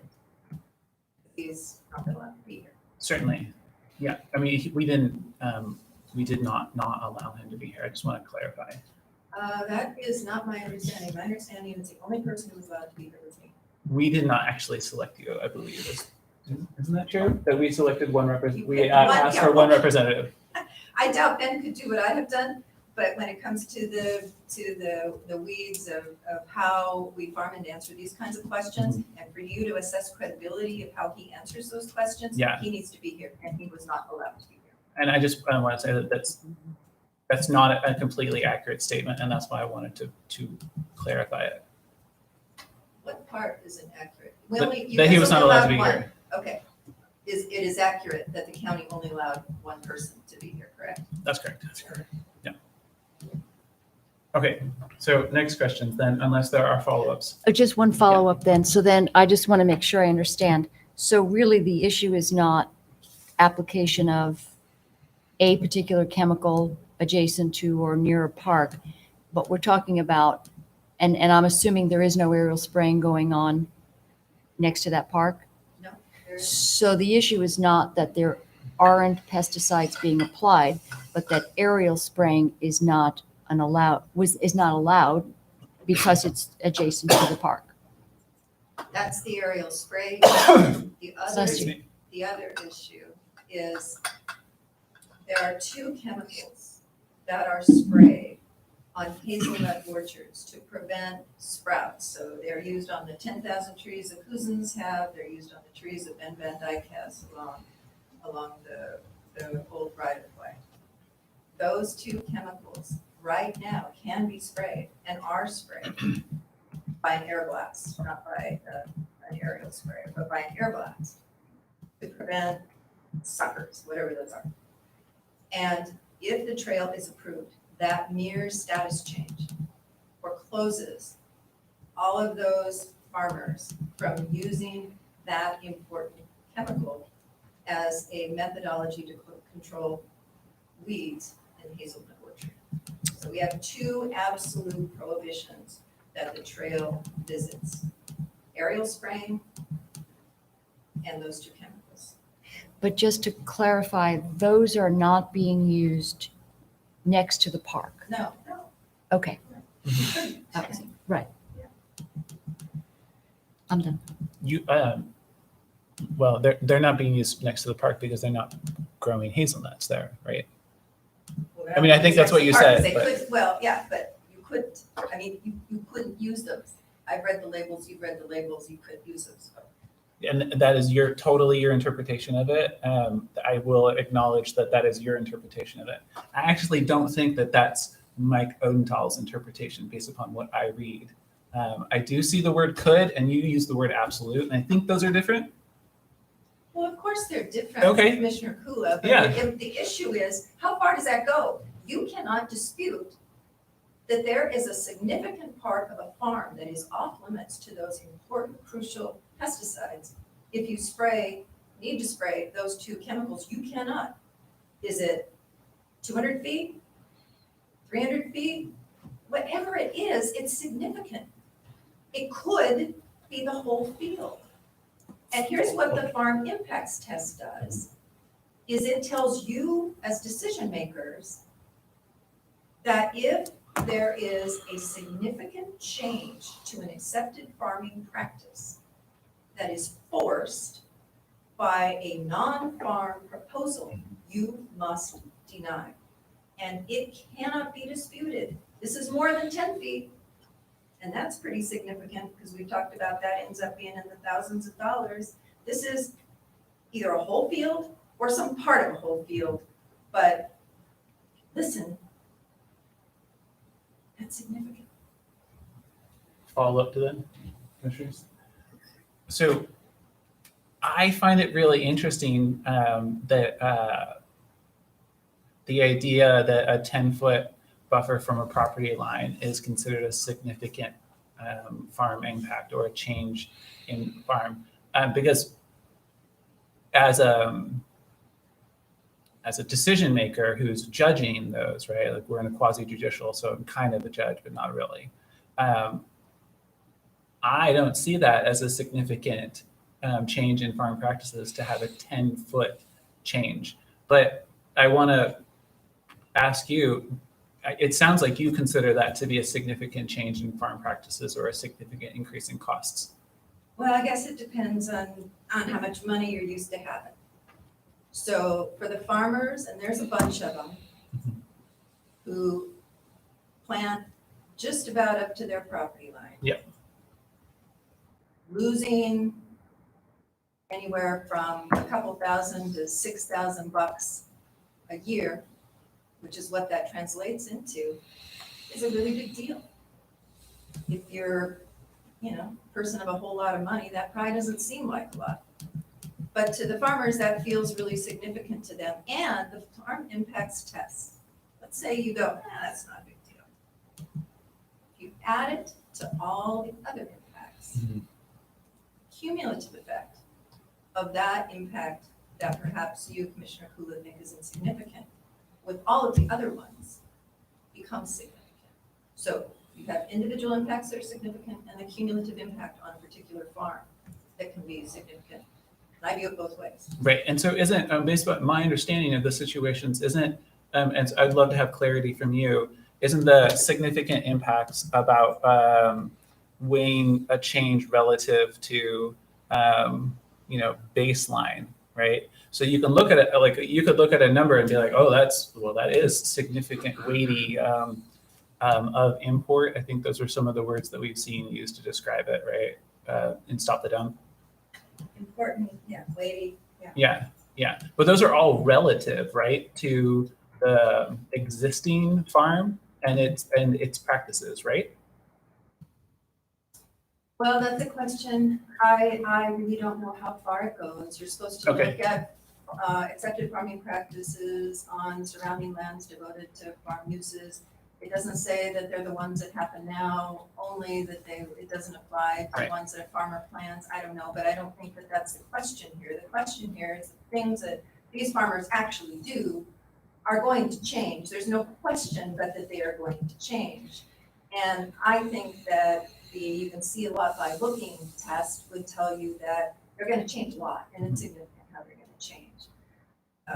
Kind of parsing together whether it's really important or whether it isn't. That's not the farmer's burden to show. The burden is on the applicant to prove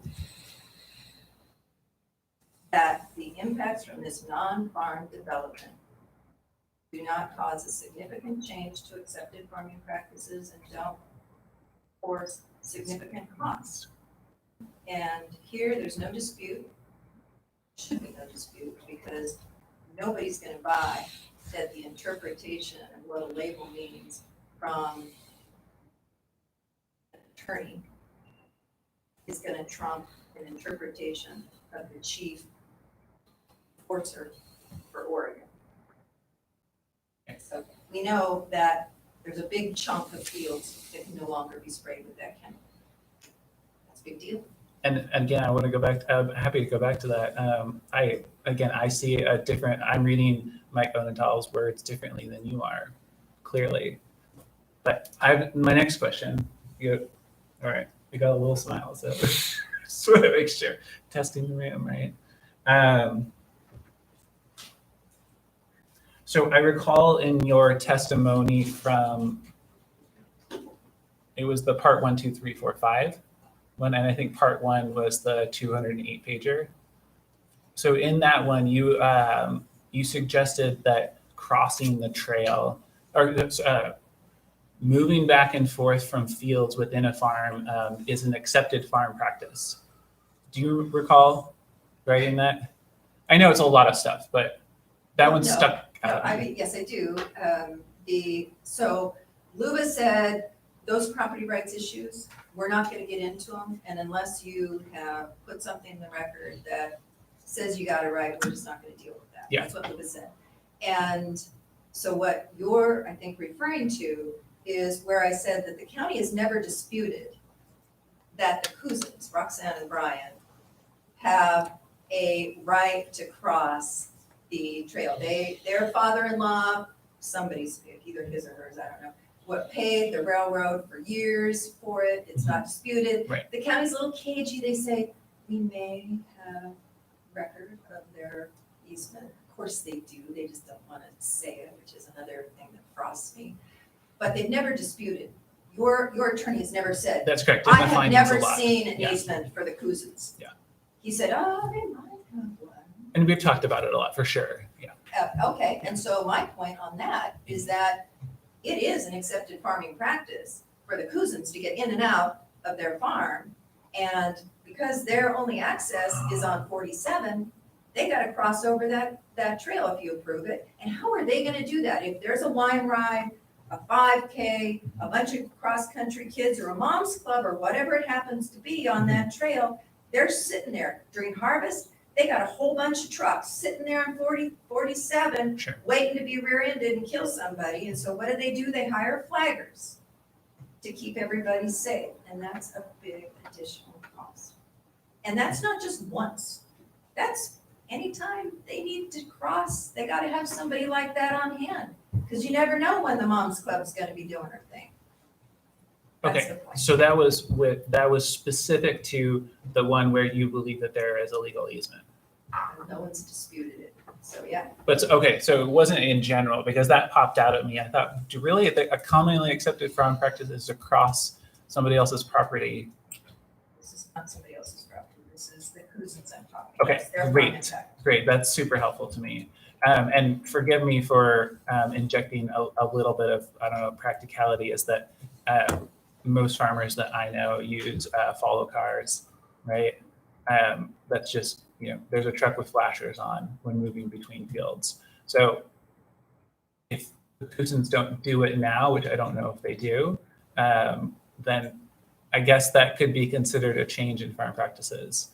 But it could be also not be a significant change, right? Because when you drive the thing that's not roadworthy and you leave your truck at the other spot, somebody's driving that truck for you, right? Like it's a commonly accepted farm practice is to have a flagger.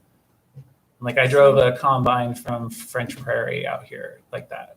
So again, this is one of the problems with this hearing. You need Brian Cousins to answer that question. Sure. Because my guess is that he would explain to you the significant difference between the generality that you cite and the reality of his existence. And I don't know what it is.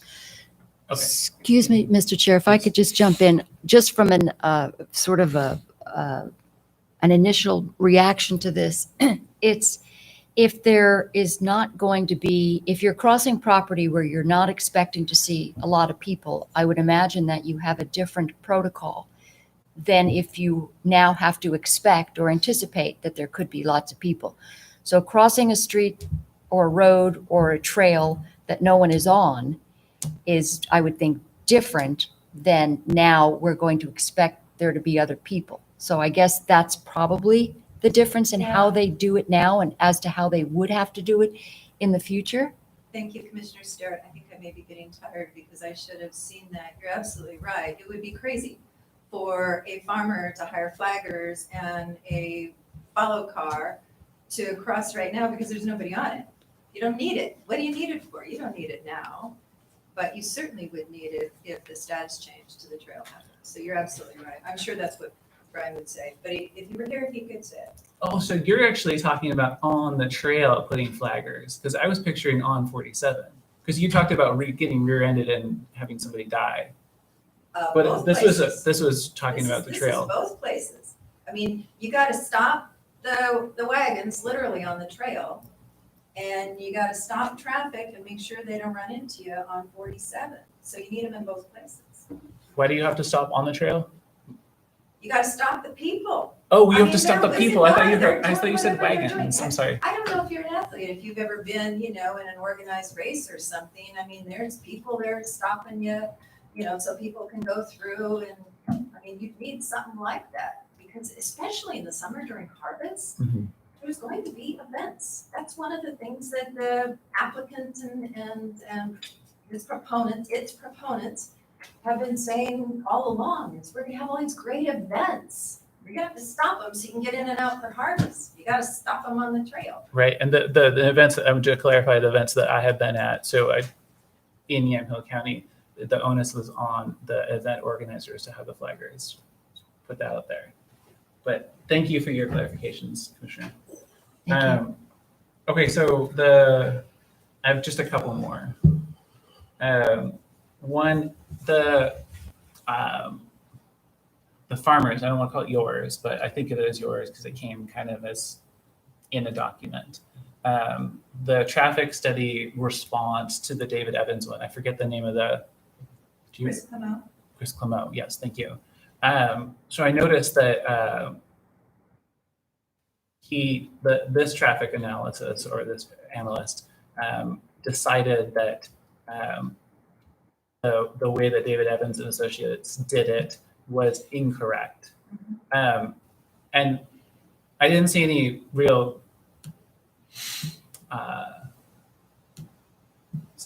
basis for that, I guess. There was some very strong statements about why the assumptions were incorrect. Do you have any more insight into the assumptions that Chris Clement was using and why he seemed to think that they were more useful? Yes, and again, this is why this hearing isn't awesome, because Chris Clement would come up and explain his study because he's a PhD traffic engineer or whatever he is, and Yeah. I am not. But my understanding is that the David Evans study is voodoo magic. It takes assumptions that the applicant fed to them and then use those assumptions to predict traffic and parking behavior. The problem is that those assumptions are betrayed by their own data. So for daytime, weekday usage, they picked an urban trail in Corvallis that all admit has no parallel to this particular segment. But for the weekend, they pulled the Banks-Vernonia trail data, and they based their user profile percentages based entirely on the Corvallis data. So they were doing this cherry picking where David Evans did this cherry picking to benefit the applicant that is betrayed by the assumptions that they use. If you acknowledge that this segment will draw similar crowds and have similar usership to Banks, which is what they say, then you ought to use the per capita per day user profile on Banks. There is no justification, and it's not best practices to use the Corvallis example. This is my understanding, but if Chris Clement was here, he'd be able to tell you more. Do you want to take a shot then at the bump up that was, For spring water. I believe it was called, no, the bump up that was called the Wine Country bump up. That was one that forgive me, it was late at night and I actually laughed because I was like, I don't know what the Wine Country increase is. So can you, or we're somehow more attractive is his argument to come to than Banks for Nonia. And is there like something with that?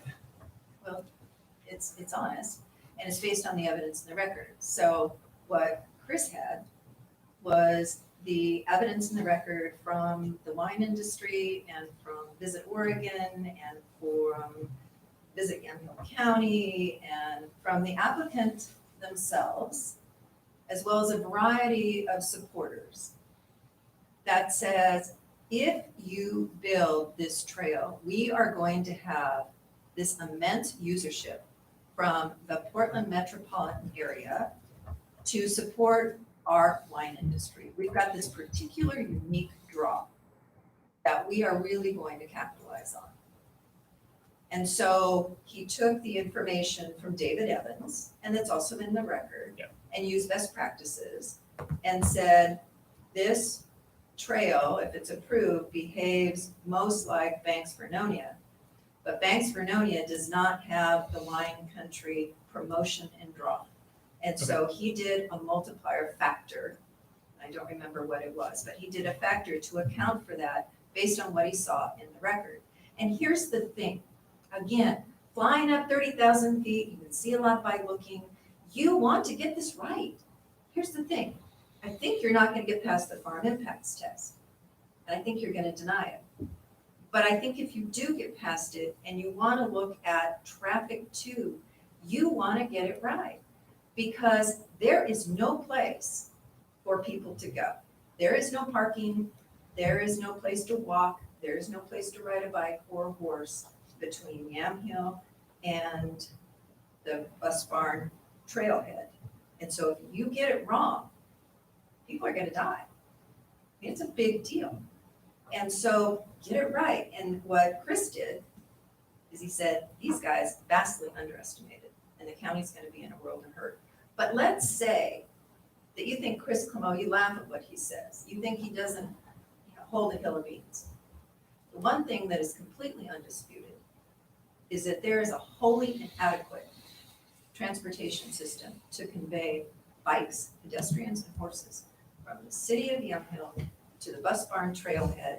There is no room for those people. There is no safe place, and this decision does not demand one, does not pose a condition to require one, and really should be denied. Any other developer who promoted a project on a road like that to draw for 1,100 feet, school kids walking on that thing, you'd send him packing in about 5 hot minutes. I wouldn't have been on the hot seat. I'm glad you think of it as the hot seat. It's great. I'm honored. I know you don't. That's why I'm asking you questions, because It's all right. I want you to really- get it right. I really appreciate your answers. So that's why I'm asking them.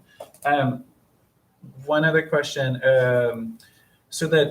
Well, actually, a couple other questions. So I noticed it seemed somewhat new, forgive me, and I don't know all the rules around new evidence versus testimony, but it seemed somewhat new, the bringing up of drainage issues along the trail or along the corridor and what would happen with asphalt that's there.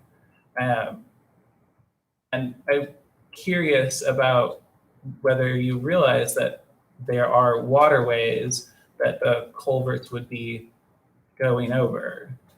Like, there are existing waterways. Those aren't for, do you realize that? Like, the culverts aren't to convey water away from a trail because somehow there's a change in drainage. This is to move the water that's already coming onto the site. That's why there's cuts. So I think there's 2 questions in there. Yeah. The stormwater effects from the asphalt in the trail has always been in this case. But it becomes an enormous problem when you add to that the plan that emerges only in the findings that were presented on April 29th that say, oh, by the way, we're gonna culvert big enough for 60,000-pound vehicles, these two waterways without getting any permits or doing any stormwater management at all, because like it or not, that monster culvert changes the natural hydrology. It changes the way water moves back and forth. And then you add that to the existing problem that there is no conveyance system proposed. And again, you should care. That's a problem. I guess I just have a different understanding of how water moves than you do. I guess that's, so can you describe to me then why you think it would be, you call it a monster culvert? Well, when I think about 60,000 pounds, that just seems like an awful lot to me. I can't even do the math of how many tons that is, but I think that's a whole lot. And so I'm thinking that the size of the concrete pipe in order to manage that sucker has got to be a monster. Okay. So I think you have a different understanding than me of culverts then, but I'll take it. So one of the fields that the Drungles talk about was actually recently tiled this year. So that water that would be going into their field is now being conveyed to the waterway that's currently blocked from further access by Brian Schmidt. I don't know did you know that? Yeah, so they tiled it this last winter. If they were here, they would explain wherever the question is that you have that's going.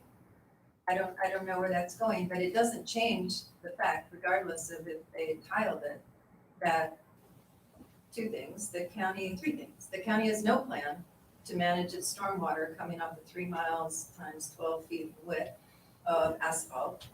And now it plans to culvert the natural drainage and to change how it functions. And that is going to cause problems for the farmers. And there's a whole lot of nasty stuff that's going to be coming down into those farms. And again, if you want to get it right, that's an issue. So I totally recognize that we are providing you the opportunity to say things, but without a hydrogeology study, I just want to push back on the idea that the county is proposing to change the water course or the drainage pattern with a culvert. I'm happy. Okay. I just don't have a hydrogeologist in here from who's. Right, but whose burden is that? So again, think about, a different developer and a different project. Yeah. Somebody comes in, they say, well, I'm gonna do all this paving and I've got this 6-foot drop and I'm gonna denude it of all the vegetation. I'm gonna put in all these culverts. Mhm. And you say, you ever had a hydrogeologist kind of take a look at that? How's that gonna affect the downstream, the properties on either side? Oh, I don't know, but don't worry about it. You go, what? It sounds like a great question for the applicant's representative. I'll be sure to ask. Sounds good. Okay, so my last question is, so the AAZ, federal AAZ, you present a lot of evidence that the AAZ at the federal level is different than the state level. So operators are required to follow the federal rather than the state. The state encompasses the federal. Is that Yes, and yes, and yes. but- great? So okay. the LUBA said, hey, look, don't worry about the state one. The state OSHA only applies to workers. You don't have to protect anybody else. Awesome. LUBA didn't say anything about the federal one. And indeed, they wouldn't have been able to say the same thing because OSHA does, it's true, they deal with workers. That's their jurisdiction. Yeah. But the EPA deals with pesticide safety generally, Mhm. and the EPA rule for 100 feet says thou shalt not, spray within 100 feet of unprotected people, period, no matter where they are. And so that will be, if the trail is approved, and I hope it isn't, that'll be a huge issue for the farmers. Okay, great. I saw in the frequently asked questions that you included that seemed pretty clear. Oh, that's from ODA. That's in the old record. Good for you. Look at No, you. you included one that was federal in A recent one, did I? in part one of the 208 Okay. page one. God bless Sarah. It was long. I'll just say that, but there was really one Okay. section that was Okay, it was very it was like just one paragraph though. Okay, But I just wanted to find out from you your perspective on why they have to follow one versus the other. Yeah. Okay. Well, the guys have to follow both of them, and they're definitely gonna follow the 150. I mean, they're gonna do what OSHA tells them to, but with regard to unprotected people who are not on the farm, they are gonna observe that 100 feet, and the trail's approved, just as you say, there's gonna be 100 feet. Can't Do you spray. mind if I ask about roads? Oh, I was going to ask about roads Okay, and great. AEZ real quickly, but Okay, go ahead and no, finish. that's So my I question, don't need it. while we're on the Yeah. AEZ, so the restriction, Oregon was more restrictive than the federal. Yes, that's true. Okay, so just to go back to that, I want to make sure I understand. That more restrictive that's what they have to follow, or that's what they're going to choose to follow? Because I know when that came out, there was a concern, separate from the trail, that farmers were saying, oh, wow, this is going to be a lot more restrictive than we have had to in the past deal with. So I actually don't know how it's all gonna come out. So in the beginning, remember, we started this wonderful odyssey in 2018.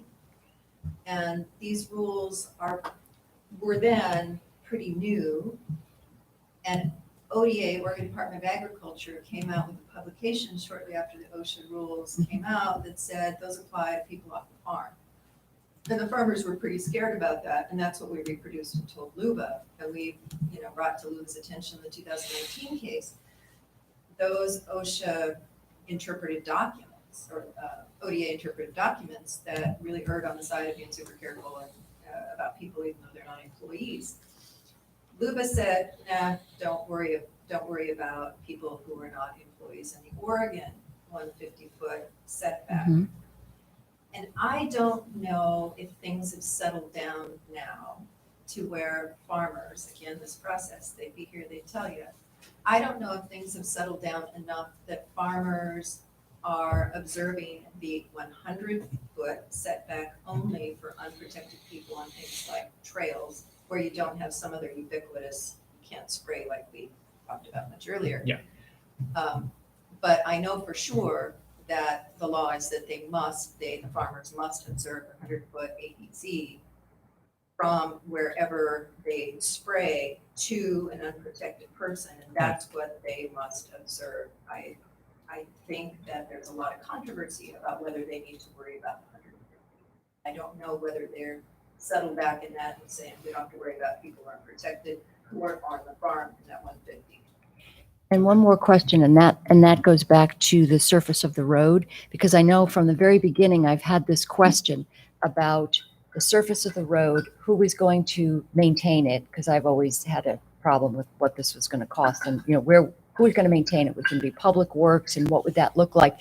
So the actual surface of the road being asphalt, I would assume, just based on observation or just basic information, that runoff from a surface like asphalt would be significantly different than a surface like gravel or rock. Oh, I'm just absolutely. looking at that from living on a road that has both. Right.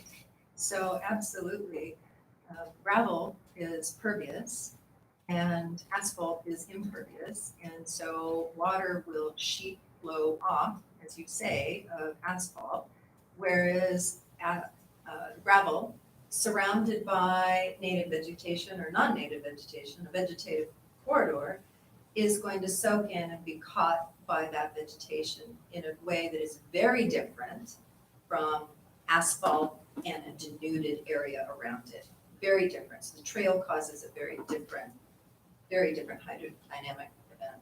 And I would also imagine that, and I don't know this, whether it's particulate matter or what comes off asphalt when there's rain on it, what's actually leaching out or what is coming out of that product onto the soil. So that was another question that I had. I think that's really wise, Commissioner Sterrett. And the other thing is when it gets past the asphalt, then it grabs whatever creosote or whatever is left of the 60-foot corridor and grabs that good stuff. Well, pretty soon, and then a bunch of soil, because it's all been denuded and there's no vegetation, pretty soon you got a royal mess down on the farm that you didn't have to deal with before. And oh, by the way, it got through the bottom of your fence too, because that stuff, you know, slick stuff. So I totally agree with you. I'm more dramatic than I think it is. Say that. But thank you for those clarifications. So one other, I wasn't sure how to bring up the trail reroute proposal. We received the comments from Mike Freese, I think, on behalf of Mr. Van Dyke. But Young Hill County Farm Bureau, both, yeah. From both of my. was it signed from OFB or? No, but it was, Yeah, no. they were the listed names. So yeah, it was a broad constituency. Okay. That was asking you to do that. Okay, it seemed like it was mostly from Ben, but okay. Ken shakes his head too. Okay.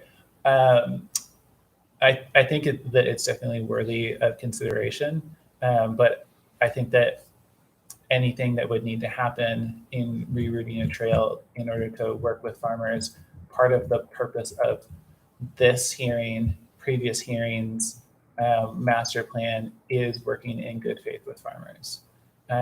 So I don't think we can just drop everything we're doing now in order to start a conversation that doesn't have parameters when we have the parameters of our land use hearings and the master plan process. But because I didn't want to acknowledge it, because I was trying to be careful. I just want to acknowledge to you, to take back to people that I think it's worthy of consideration. Well, I mean, this proposal cannot be approved. I will tell you, it cannot be approved. And if today, that's what's, approval is going to happen, eventually some authority is going to tell the county, you cannot have this trail approved. And I don't see any benefit to the county or to its constituency or any of the citizens to keep this up. There's alternatives. The only reason this has happened, only reason we're here is because the county got funding it shouldn't have gotten. It wasn't entitled to get for the 1.4 miles or $1 million for the whole corridor. And it got it on false pretenses. This whole idea that it wasn't controversial and that, the law just allowed it to happen lickety split. I mean, look into it. Do you mean the purchase? Purchase. Or the, So yeah. you got this right away and you want to use it. And then you spend all this money, $2 million on the Stag Hollow Bridge, and you want to make it mean something. But that should stop driving this decision, because it is not relevant to this decision. This decision is about really a land speculator wanting a very impactful non-farm use in the middle of farm country. Can it happen? I don't know. Let's look at the farm standards. Let's look at our conditional use permit standards. No, it can't happen. That's the answer. And this whole idea that we've got to keep going in and closing that door even after all the horses left a long time ago is really unproductive. So keep my mouth shut. Well, I'm asking you questions because I want to hear from you. Okay. So, yeah, so I appreciate it, just Okay. so you know. Okay, I think I actually just have one last question. Okay. But it may require follow-ups. And that is there are numerous parks in Oregon. There are parks in Yamhill County, there are parks in Marion County, there are parks in Polk County, where farm fields are either the trail for a walking path or a footpath, or they are immediately, and I mean immediately adjacent, like touching the field with your feet. And so I know that you can't speculate, but I'd love to hear from you some thoughts on how other farm operators who are not your clients might be doing work in highly visible locations, spraying regularly, with foot traffic and unprotected people around them. And I just want to hear your thoughts on that. And maybe they won't be totally compelling to me, but I still would love to hear from you. Because they pose a quandary to me, because I want to believe what you're saying about all those things, and yet these examples where I go and I visit tell me something different. And so this is me being really honest with you. Okay, and I'll be really honest with you. Okay. We don't know how those people farm, and we don't know the hardships that they suffer to farm next to those places. All we know is that these farmers have told you, and they're pretty uniform, how they do what they do. And important, credible people like, I don't know, OSU, the Oregon Farm Bureau, Yamhill County Farm Bureau, Oregonians for Food and Shelter, have all weighed in consistently with the farmers' testimony about the things that they do being accepted farming practices where they do them. The problem you pose is exactly why Oregon has a very strict farm use program. And that is because urban land uses are squeezing farms throughout the state, and it's been a real problem. And so farmers do as much as they can do where they can do it. There are very few places where you can farm free of conflicting non-farm uses. And I can promise you that those non-farm uses are having impacts on the accepted farming practices and the costs of farming on the folks that are trying to farm next to them. But that does not say that those changes, those different practices that might be employed on those properties that are in maybe more urban settings, I don't know what you're talking about, are practices that apply here. Here we have accepted farming practices that there can be no dispute will change, and will change dramatically. So it's kind of unfair to say, well, you can be just like those guys. It's like, well, maybe we could, but that's a pretty big change. And I don't know if those guys are growing the same stuff our guys are. I mean, there's just, it's hard in a vacuum to say, well, there's a park there and there's a farm there. It must all be the same. Well, they're really not all the same. That's super helpful. Thank you. In this case, the park is the farm, the one I'm thinking of in particular. But it's a different situation, and you're saying that the farmers that you represent are speaking about their accepted farm practices and how they think they should change. So I acknowledge that. And we also have heard testimony here in land use situations about farmers. They weren't actually, it was indirect testimony about farmers being challenged in their areas where there's development around them. So I want to acknowledge that. It wasn't actually the farmer who was testifying in one case that I can think of. But okay, I don't have any more questions for you right now. Thank you. Thank you very much, Councilor Connington. Do we want, Chair, could we take a break? yeah, do a 5 minute? Does that work? Or 10? 5. Okay, 5. Okay, thank you. Thank All you. right, thank you very much. Just okay, you get us out of here. 2:30, so I go to our first meeting. Oh my gosh, that's right. That's right. I guess. I didn't even know what time I it guess was. my one's- That's okay. You know, some of them, I'd rather miss. Right. I find myself with Zoom calls, my eyes stop focusing. Yeah. Because they're, and they'll like literally wander because Yeah. Well, what I did is Because you can't I put a focus on one. second monitor next to mine on my uh, camera on, so I can That's put how my you look. laptop or something like that. So I can look at that Yeah. and still like pull up documentation and look at the other screen. right. Cause some of these, it's like, can I get that piece, can I get that piece of documentation? Sure, yeah. Yeah. Documentation, troublemaker. What about my mask? I don't, in my pocket.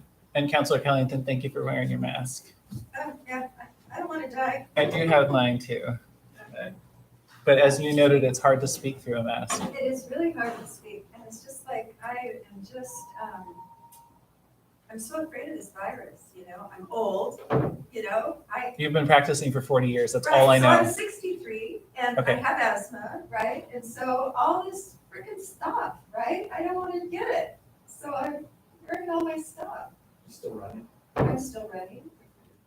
Are you back to running? I'm gonna start up. Okay.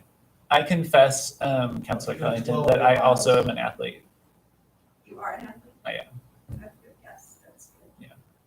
But really, surfing is my thing, not running. Surfing? So once we get a conditional use permit for a surf park, I will have to recuse myself. Oh, that's so funny.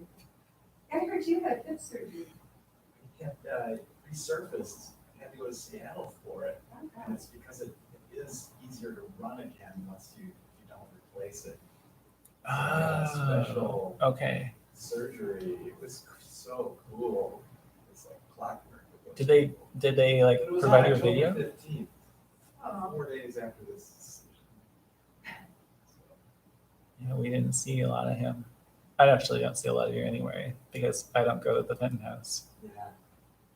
I choose to keep my distance from our offices because of coronavirus, because I don't want to give it to the people who work there, who have to work there. yeah, that's terrible. It's a really bad disease. You keep hearing more about it. I mean, like it just. The symptoms list gets It's, longer, you and know, that's like what's long-term stuff. disturbing to me. It's so scary. Yeah. I have a son who's a physician too, and it's like, Okay. God, I just want you to not be a physician. I would rather that you were not doing that, but I guess they have him wear all this stuff. Apparently he wears a spacesuit, Yeah. but I don't know. He's at Mayo, and Oh, so okay. he's seeing all the weird stuff, right? Yeah. So, Wow. Scary. Yeah. Yeah, the first guy that got it here was apparently in the hospital for months. Apparently, he was just recently released. Yeah, and it looked that great. No, it didn't, and he's not aged. No. Yeah. Whereas the 100-year-olds who are recovering Right? just Yeah, look they're like fine, no problem. well spitfires. Yeah. Well, my 97-year-old grandmother is like, I don't care, just let me do stuff. And all of her family are like, no, Grandma, we like you a lot more than maybe you like you. That's the difference between you and me, Casey. My mom is 96. Oh yeah, Right? Of Yeah, I course. was gonna say something like that, but I kept my mouth shut. Yeah. So here's an we have long idea. generation times though. So sorry. So here's an idea. What about setting up Zoom rooms in like assisted living facilities, right? So those poor people are not abandoned from their families. Yeah. So that they can talk to them and have the young techie people set it all up for them, and like set up their background to be them when they were, 15 years old, or with their grandkid or their dog or whatever. They're it like is. bomber behind them, Right, or and then they can the talk and trees. have this interaction, because the Zoom thing is so awesome. yeah. So, I mean, you could practically just have it like on standby, essentially. Like, hey, I'm just gonna pop in to say hi to Grandma. right? Yeah. I just feel like those people are so isolated. Their brains. I thought the men's club. Yeah, and I mean that's why my grandma. She still lives alone, so It's- yeah, she stands on the porch and talks to all of her friends and neighbors, and No, it's funny. she's very judgmental though of the like 75-year-olds who are not as well as her. Like, come on, Grandma. That's awesome. You love that. You love that. Think about first thing that comes back is what's worrying about the outside world. So, that's like, whatever. How you doing? First thing Well, I have a 2 o'clock I'm not gonna make, but that one no, issue you- I mean, I want to hear all this. I didn't even think about it. I said 2 o'clock and I thought, oh, yeah. Oh yeah, I have a 3 I o'clock. wasn't thinking, you know.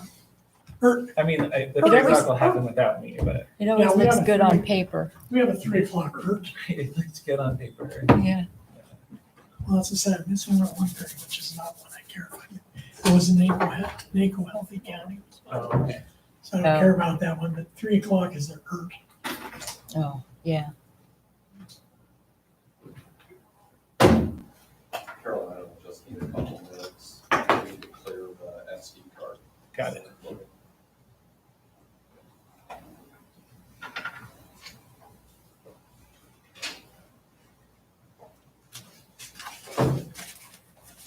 You need to give her a whole stack.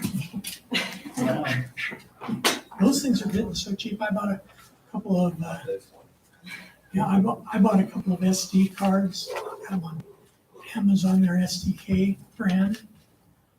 64 gigabyte cards, 3 for $9.99. I wish these have to be formatted typically by the company to go with the recording device. Oh, so they get you getting no open source stuff, proprietary. And they probably charge you an arm and a leg for them. Probably not one. Well, tell them that one doesn't work and maybe they'll send you another. Oh, they'll send us one. You see this? So it's got the deadline. Just let me know, Carolina. Gives me another week.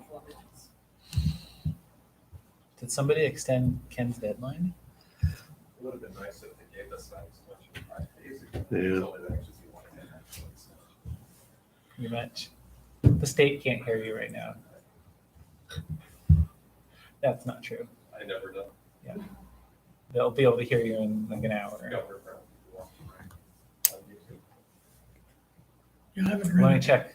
I haven't read her press announcement from this morning yet. She did join us on the Zoom call by her phone, and I was like, I'm gonna write down that phone number just in case. I do that when I see somebody come on with one of those.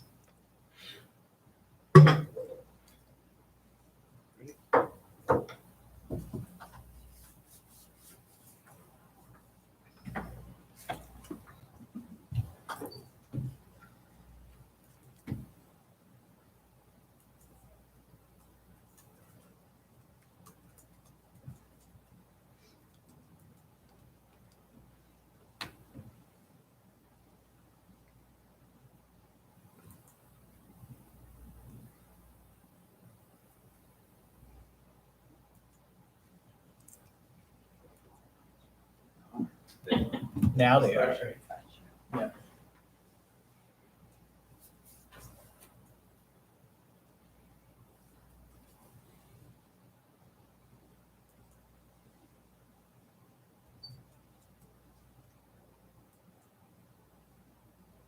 Made a little sound. All right, thanks for your patience, everybody.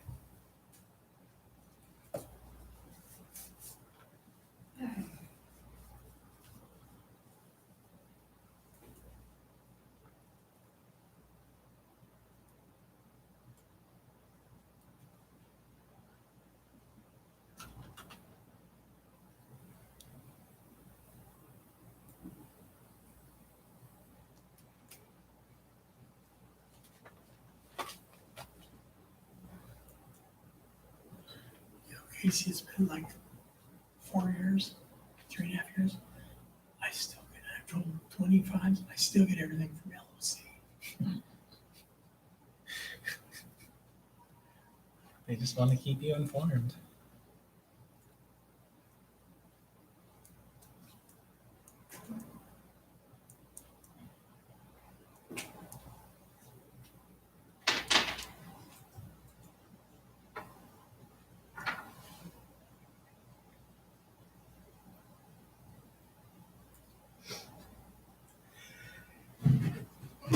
Bless you. Bless you.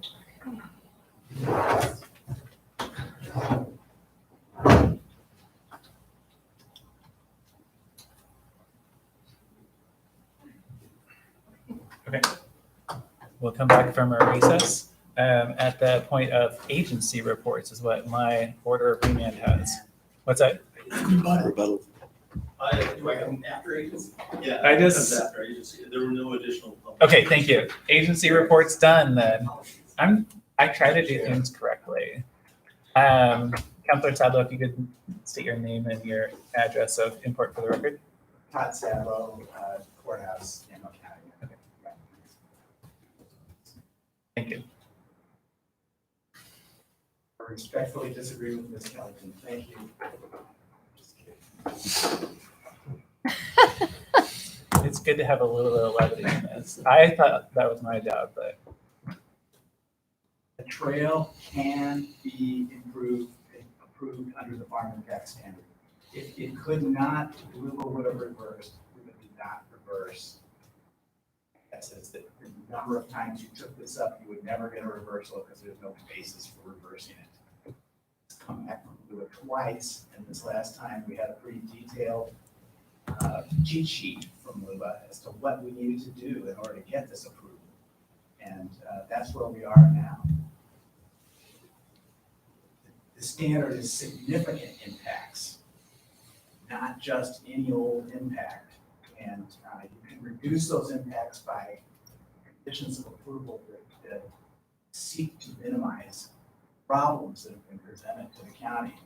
That is exactly what we've tried to do. There are conditions addressing everything that we've been talking about this morning.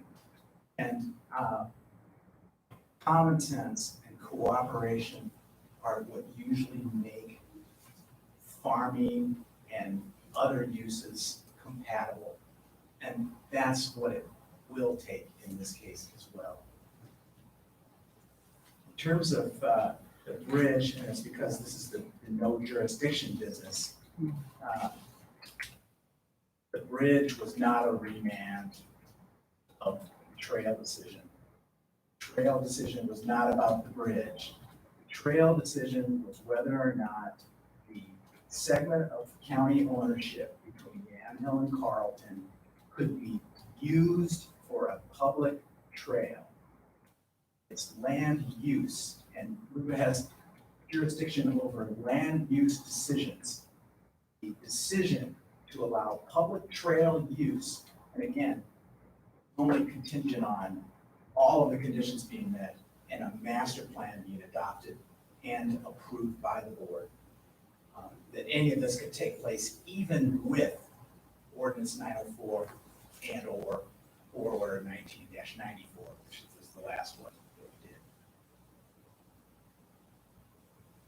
So about the bridge, I did say to Lula, I said what she claimed, that it would not be done without further land use approval.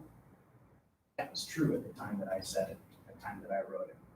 And that's because at the time that I wrote it, the bridge location was within a designated FEMA floodplain. County's floodplain ordinance governs all development within a floodplain.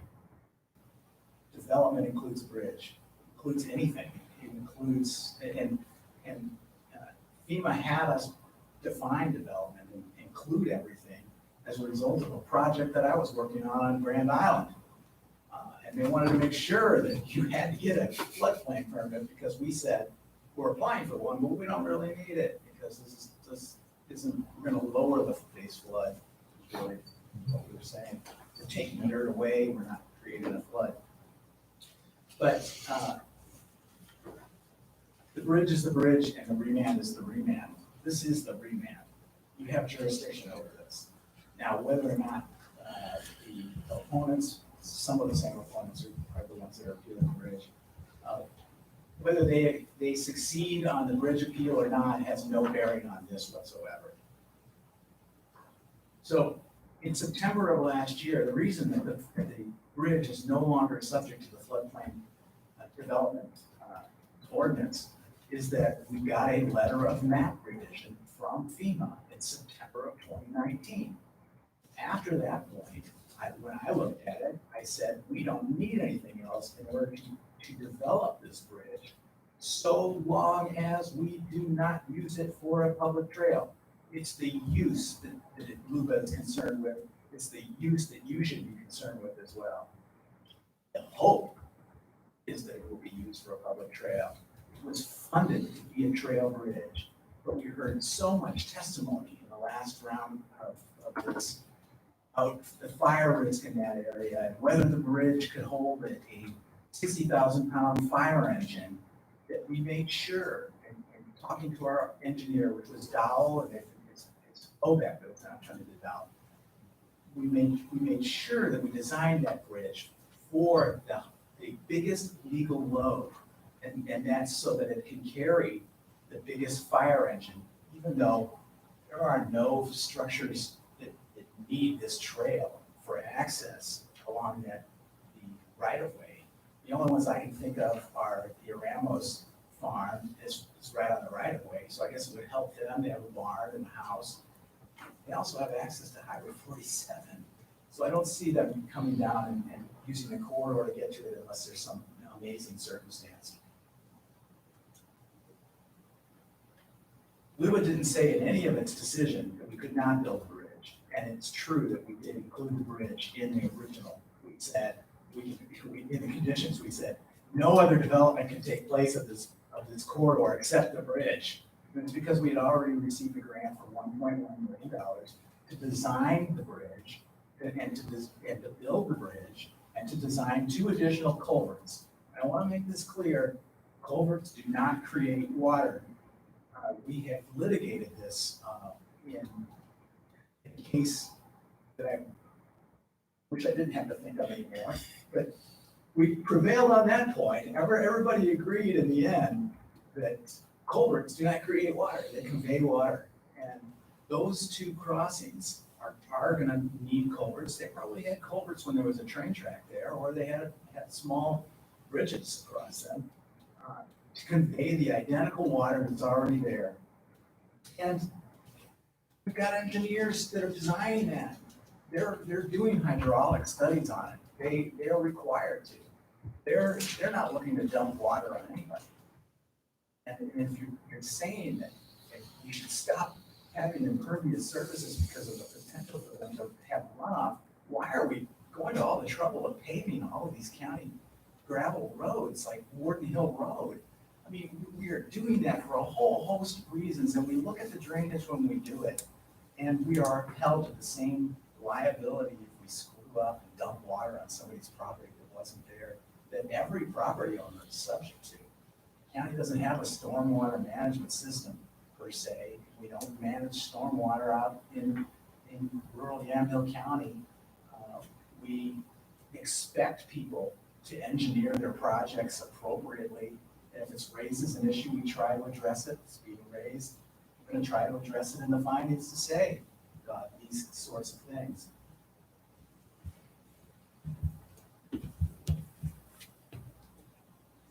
But back to the bridge, the jurisdiction, we have jurisdiction over this. We should be making a decision about this. To argue that the bridge matter, actually, LUBA never said that the bridge was illegal. They said that there was a colorable claim of right, and they believed that there was some irreparable injury that I have contested heatedly. And speaking of heat, we're getting all this invective, and we have for a long time now. Highly critical language about us. Fraud, it's a charade. We've been caught.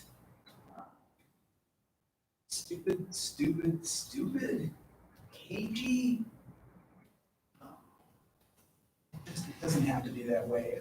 I'm not the applicant, and I know most of this is directed at me. I've only been a lawyer for 39 years, but my skin is thick enough to take it. Just pointing out that it's just a lot of invective and so much hyperbole here. I've done land use for 37 years, and what I've learned during that period is nobody gets sworn in. You can say whatever you want. It's your job to weigh what people say about these issues. That's the nature of the land use process. You are going to get hyperbolic stuff. You're going to get people saying things that they know are not true. I'm not saying the farmers have done that. I know that their concerns are genuine. I'm not denying that. I never have denied that. I've never called them names. I've said that some of their claims are not credible. And that's partly because we have these right-of-ways all throughout Yamhill County. How do you suddenly say that a road, which is a non-farm use, that doesn't affect their farm costs, but this property that sits next to them does? I don't think they have to change anything related to the ownership of the corridor or the use that it's being made. They're not allowed to spray it. if they want to take the chance or get somebody to take the chance of spraying it and spraying our property, that's a risk, that's a business decision that they've made. Aerial spraying is an ultra hazardous activity.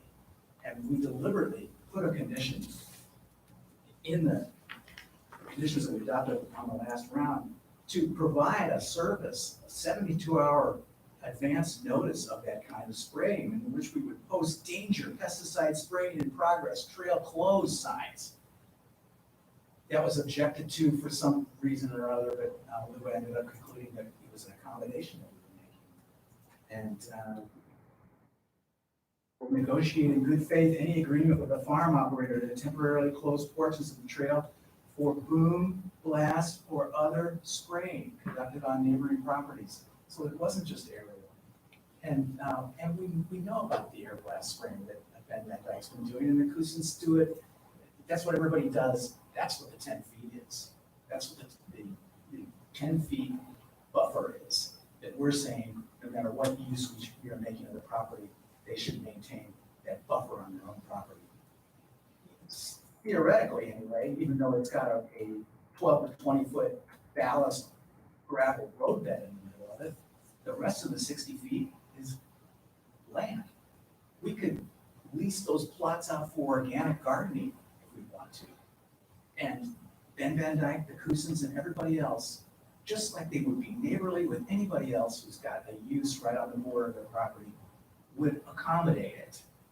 And here, we're not asking them to accommodate anything other than keep your buffer on your own property, which we think the law requires.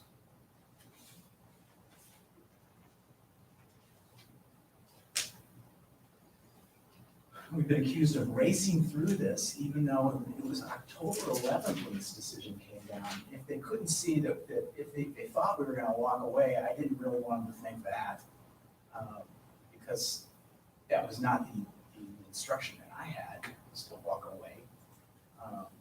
My understanding is when you decided 2-1 that you were in favor of this, that it was going forward, and that you would expect me to come back and try to correct the mistakes that I made in the last round, so that you could get the approval that you voted for.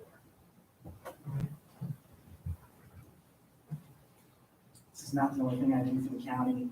I'm trying to make excuses for myself, but this is not my only job. I did it as quickly as I could. And I guess I'm sorry, I wasn't racing either. I did it as quickly as I could, but I wasn't racing. Fences have been used to minimize trespass for hundreds of years. The farmers, everybody will have an opportunity to comment on the fences that are proposed in the master planning process. And then they will have another opportunity when they come to the conditions that I've written here, to come before the board of commissioners and object to the fencing and say that it doesn't work. But we've seen trails all over the country, and we've seen the fences that they employ. These are idyllic looking scenes. It doesn't look like a bunch of homeless people. This is not the Springwater Trail, and that's something that was already litigated and already heard by you in 10 hours of testimony that the farmers gave.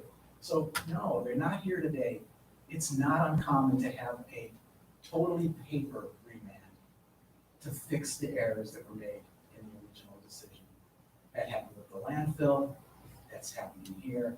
I don't get to bring my experts in either. I have to either rebut or live with all the information that was poured into the record today. I guess I could ask you for more time, but I don't see the purpose.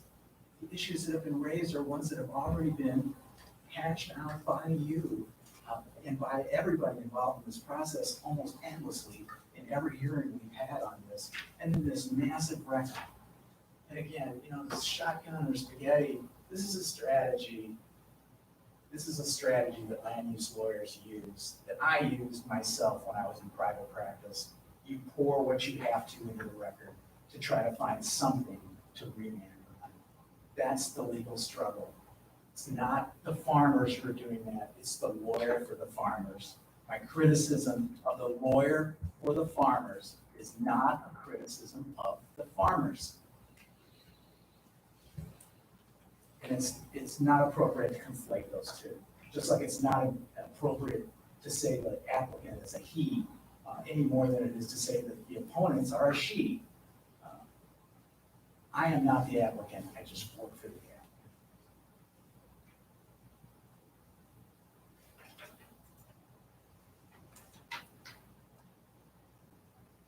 In the last proceeding, Mr. Gabler was the only person who said that he had aerial spraying, and that was for a field that is now has approval for a 12-acre solar project. So I'm not sure whether he's going to end up continuing to spray there or not. And Mr. Trombull says that he intends to have solar collectors with sheep and grass. So at least we know what his proposed use is. That's down just right by front.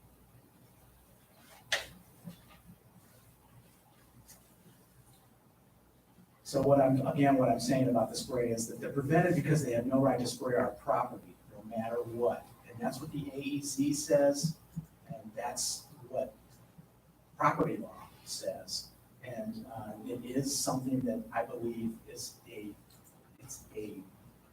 issue that they can't possibly believe that it's good for them to claim that it's good that the opponents here, it's a good thing to claim that they have the right to use somebody else's property as a buffer to meet their label requirements for the pesticides that they use.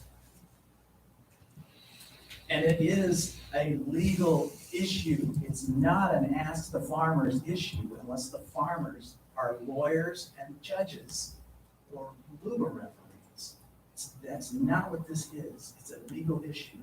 Nothing legally changes whether people are present or not, and that's Martins versus Reynolds Metal is the seminal case on that, on trespass and nuisance, and the bundle of sticks that we all have to use our property, but not to use the property of our neighbors unless we get their consent.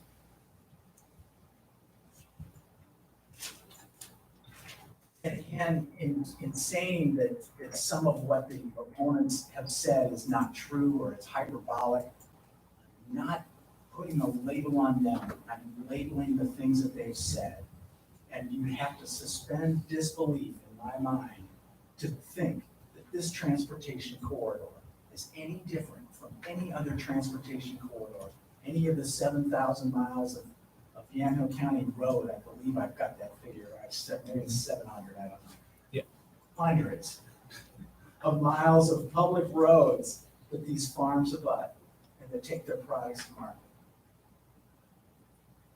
Or any other, that it's different from any other public or private property that borders the property. And all of the farmers have people who have dwellings on property that is near their fields, or they have to work next to a park, and they figure it out.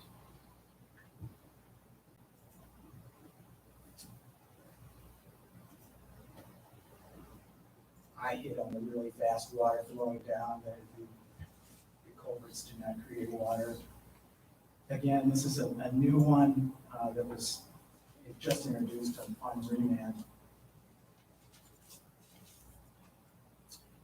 We never said we were going to denude everything. The fire chief, he has a right, like everybody else, to participate in all of this and to provide his opinions. Some of his opinions in the last round, and I tried to make that clear in the materials I provided you on remand, were not exactly accurate. He was claiming that we needed to put fire hydrants and that we needed a 60,000-pound fire engine to go in there, and none of that's correct. And so, because we're not building a city in there, we're just trying to connect two urban uses through a right-of-way that we own and that we have yet to develop or open to the public.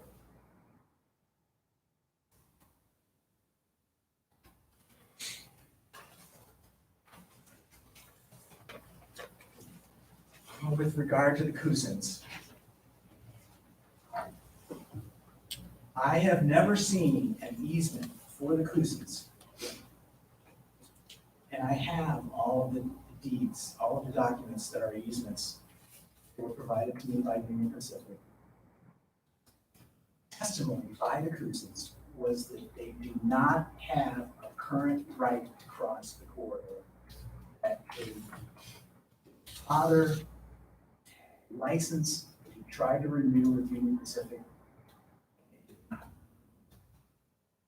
So that's the end of that. I hope this is the second time around on this. LUBA has already ruled that it's not an accepted farm practice to anticipate the ability to use somebody else's property or to use somebody else's property for your farm practices.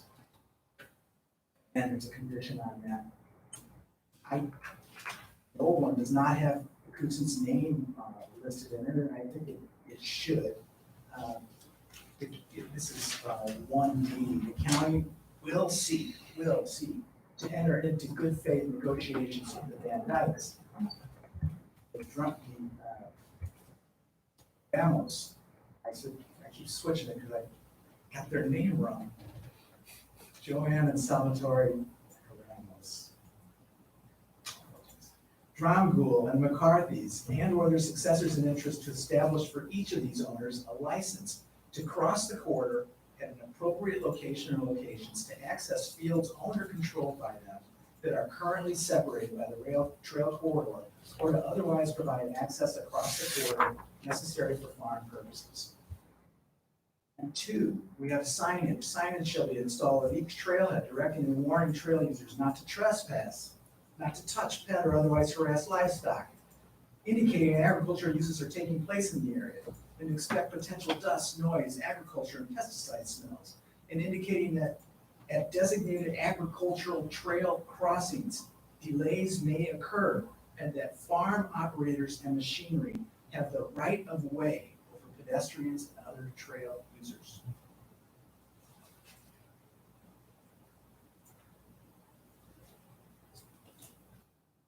The traffic issue. Had it called voodoo.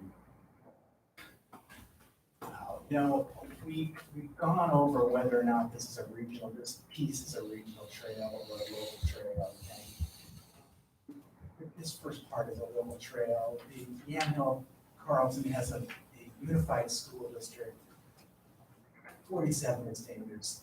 It's dangerous for cars, it's dangerous to walk on, it's dangerous to ride a bike on, it doesn't have adequate shoulder. The main purpose for the study was to say whether or not the roads are adequate.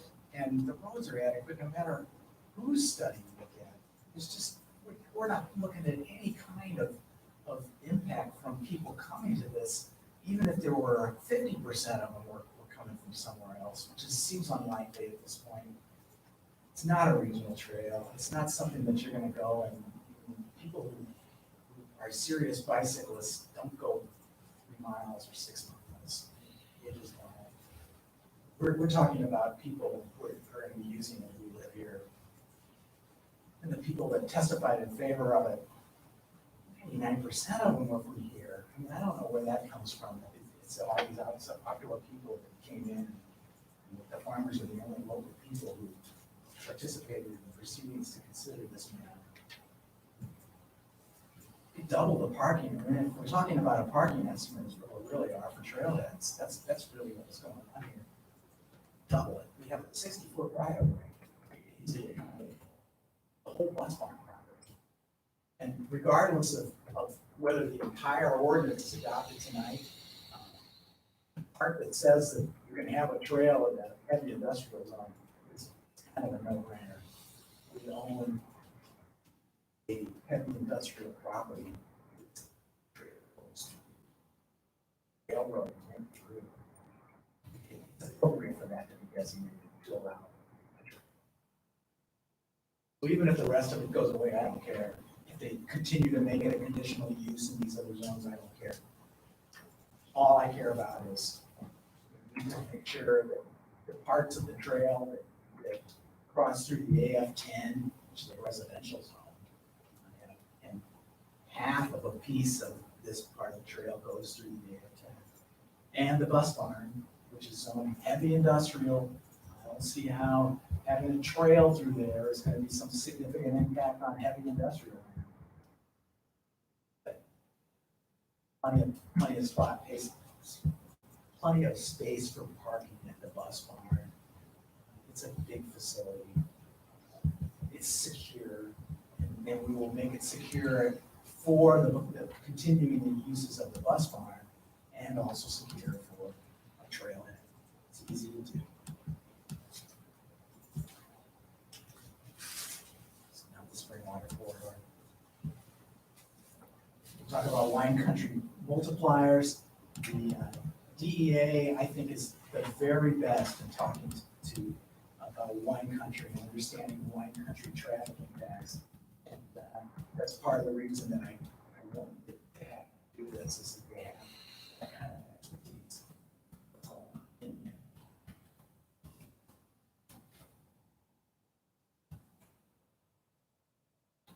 Grant money, and this was some kind of fraud to buy the property. Wow, totally not the experience that I have in being involved in this. I don't believe in money anybody.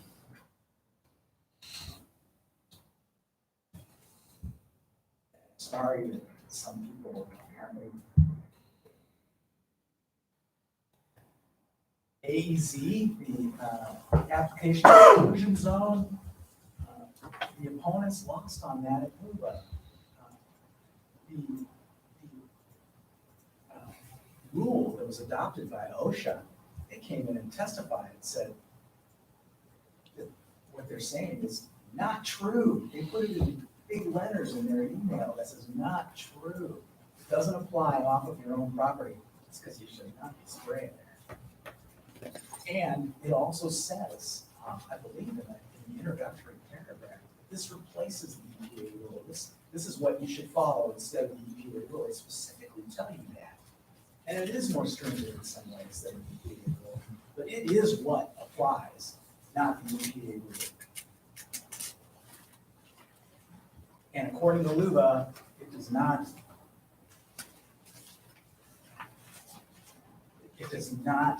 make it so that people,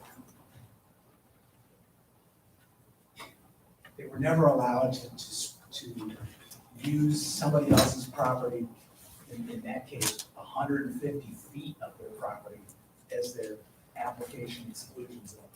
And that's partly because you never expect their workers to be there. This is an OSHA rule. You expect your workers to be on your own property.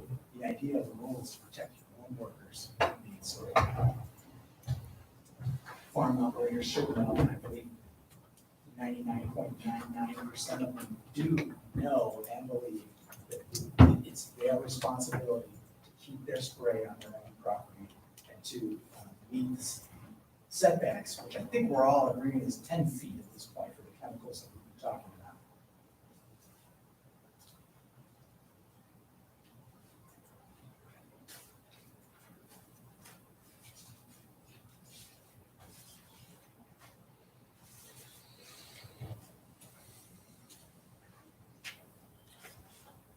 Thank you very much, and I'm hoping that you will have an opportunity to look at, I know you will, the findings, proposed findings that I submit next Tuesday, and that you will look favorably upon them. That'd be great for you. Any next questions? No questions. I actually, believe it or not, you answered my questions. The whole list of them, I kept checking them off. Go to comment though. Yes. And thank you. This is Exhibit 3, this is the Beulah Park, there are no fences around the park. There are internal fences, although a lot of them are barricades, and the road is around the edge. Yeah, I just have a couple comments, Mr. Chair. My first comment is that I've read some of the testimony and heard from a lot of people that as commissioners, we have the inside deal because we're talking to the applicant's attorney. And I want to clarify that as the applicant's attorney, we don't, he's like just an outside attorney. We don't talk to Todd just because he's the applicant's attorney. Doesn't mean we can talk to him during that about land use issues. And I think we all kept by that rule. We don't talk to Todd just because he is the county and the county owns the property. He is their attorney. He's also our land use attorney, so we don't talk to him about this. So I wanted to put that to bed. Right. The other comment I have is, I just want to reiterate, I really appreciate all the work that Ms. Kellington has done. I've known for years, I've known Van Dykes and Chris Madsen, and Brian Schmidt and a lot of them. I have a lot of respect for the farmers, I really do. But this has nothing to do with my respect. It might have cost me some friends, but this has nothing to do. This has to do with what I feel is the decision I'm gonna make, which is best for Yamhill County, and not just for the farmers along the trail. I do object, though, to a lot of being told that we're committing fraud. One that got me is when Ms. Kellington said we should extract ourselves from this process and run. We are the process. So extracting ourselves from this process and running, I didn't like the words fraud. I didn't like the words that we were taking taxes from constituents, that we didn't know the best decisions to make. I think that doesn't show much respect from the opponent's legal counsel to the commission either. And so I didn't like some of those words. She talks about working proactively with the farmers and getting the solution, but yet her language here in front of us doesn't say anything about working proactively. It says we're committing fraud, we should get out of this process. So what I see and what I hear are two different things. Regarding that, several times a comment was made, if they don't ask me these questions, if they were here, they could testify to it. Well, a lot of people that could testify to it have either turned in testimony, since this is about a remand of the bridge, and I think the applicant attorney is correct, that a lot of the things have been signed off by LUBA. We should not be rehashing those things. LUBA was satisfied with them. We should not be rehashing.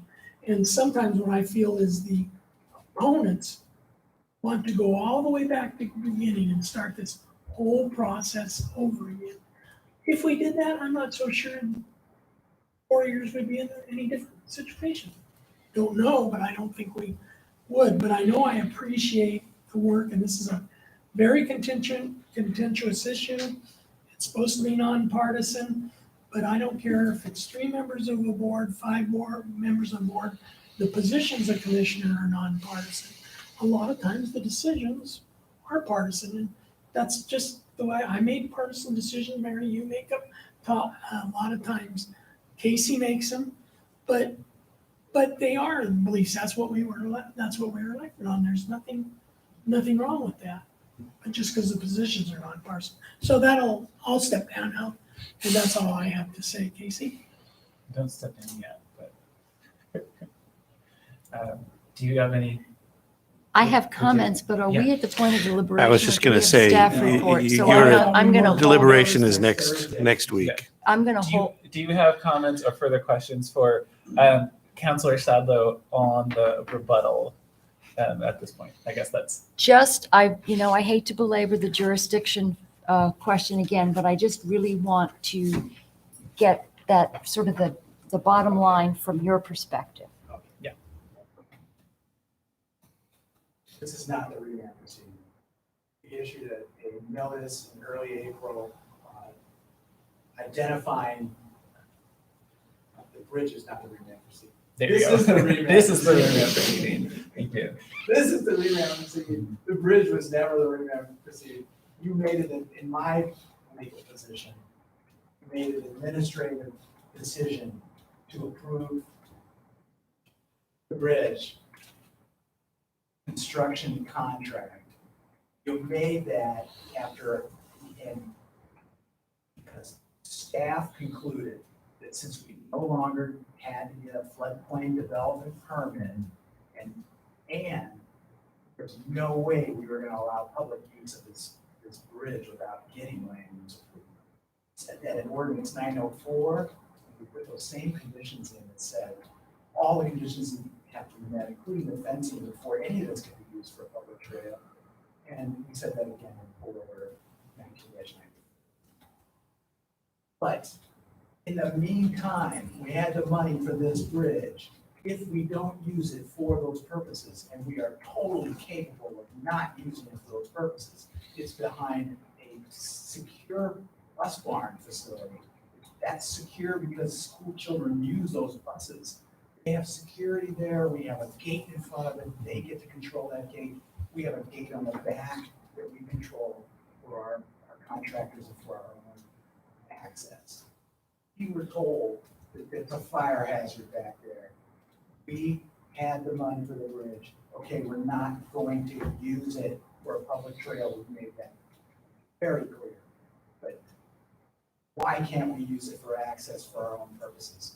And I say we can. And I say that's not a land use decision because Yamhill County doesn't require any farmer or farm operator or anybody who owns property in the farm or the forest zone, not just the farm resource zones, but the forest zones.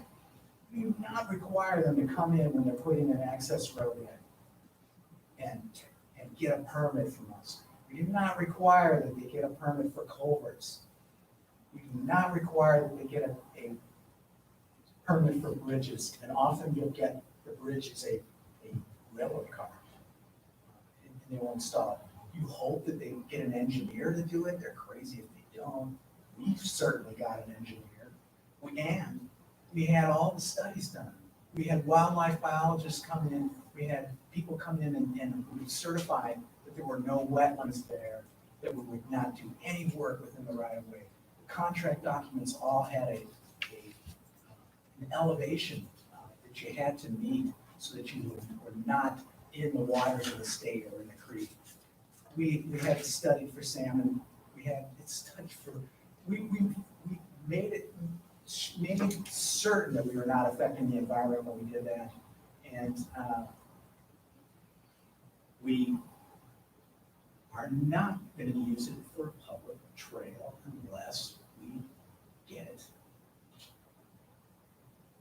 approval for a public trail, which in this case includes all of the conditions, including fencing and adoption by the Board of Commissioners in a quasi-judicial land use proceeding now of the master plan so that you can see the fence and that you can make findings that this fence is adequate to prevent litter, trespassing, and other, or minimize those potential impacts on farm uses. And that all still stands. I'm hopeful that LUBA is going to look at its own case law, and I'm trying to present that as best I can. My brief is due tomorrow. And we'll have oral argument on it next week. They're trying to do it quickly. But I'm not jamming this through for that. I'm doing this because we need to conclude this process, and we need to make the decision. I've been given an opportunity to correct the errors that I made in the last round, and I'm hoping that you will agree with me that I have corrected those errors and give me one more shot at getting this approved through. Did I answer your question about jurisdiction? She raised it. She can raise it at LUBA. That's the body that decides that, not you. The one time that I advised you that you had no jurisdiction, even then I said you could go forward. Yeah. I would look to you, and then you only find out at LUBA whether that's true or not. I think in that case I gave a pretty compelling argument that I have jurisdiction. So I think that actually you just answered my question by saying that ultimately the decision on whether or not we have jurisdiction lies with LUBA to make that decision. Will they make that decision prior to us making a decision? Is that question going to No. actually be asked Yes, it was asked by Ms. Kellington. to LUBA? Yes, and her bridge appeal. So that if So in other words, they will make a decision on that before we have to deliberate. I'm sorry, Commissioner. Mr. Chair, I'm sorry. Please. Yeah, otherwise I'm clarifying, It's so. not, she didn't claim that we have no jurisdiction over this. She claimed that that is the remand proceeding. Mhm. The bridge contract you signed January, I believe, that was the remand decision. And I think that's, you really have to suspend this belief. So That helps that clarify. wasn't a for me. land use hearing, it was an administrative decision. Approve the bridge, and like I'm saying, you did not approve public trail uses of that bridge in that proceeding, and you never have approved trail uses of that bridge or any other part of the trail. So, but isn't that pretty much just, parsing words? If you say, well, you approved the bridge, but you didn't approve a particular use for it, once it's in existence, how then do you preclude any particular use? Well, one of the examples I give is the parks. We have parks and we allow people to picnic in them. We allow people to take hikes. We don't let somebody come in and set up a used car lot. We control our own property and we always have. Sometimes it's spotty. Sometimes you have to come in and adopt new ordinances to prevent things that are going on. Sometimes you have to I don't know, post signs. You do all the things that you do as the owner of public property because you have a fiduciary responsibility to maintain that property on behalf of the public. And you control the uses on your own property every day of the year. And you come to the county council's office to ask us to help you when things are not going right, when uses are taking place that are not appropriate. As an example as well, ODOT posted, I believe Friar Road, they put as one of their signs. It didn't say this is a trail. It didn't say it's not a trail. It said funded by ODOT.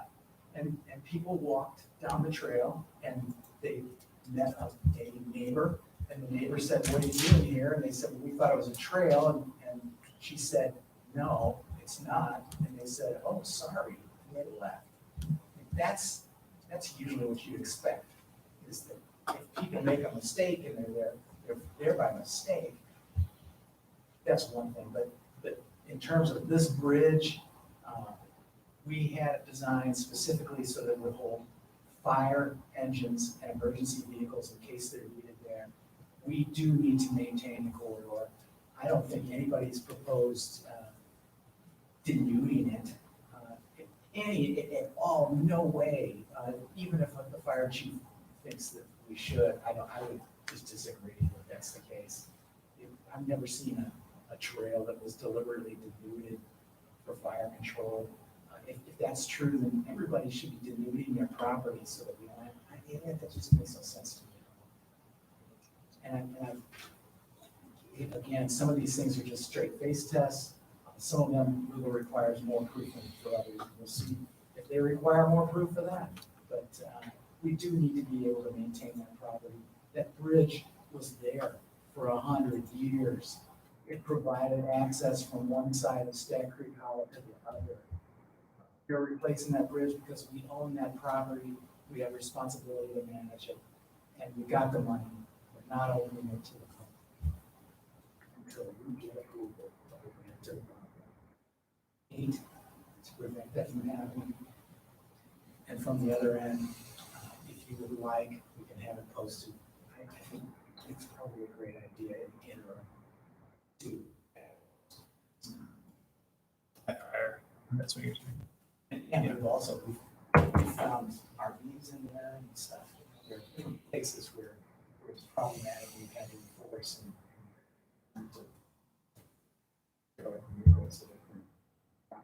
again, that's all part of enforcement. I'm not saying it's a picture that we always get the bad guy. Have a responsibility too, and we have tools to control our own property. Thank you. There's also the issue currently that you can't actually access from Friar Road all the way to Stag Hollow anyway. So, and that's just because of a barrier. Yes. And so just in terms of, I just think logistically, Yes. using the bridge in order to do maintenance on the trail is necessary at the moment.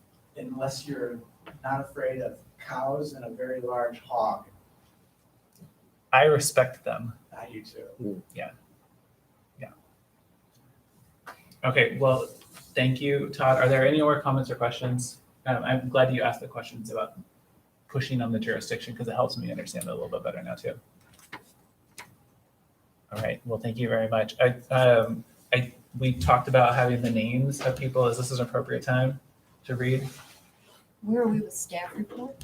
We will already close have- the hearing for now and recess and then open it at staff report Okay, next Thursday. so I would think, yeah, now would probably be a good time to Okay, list the names. okay, great.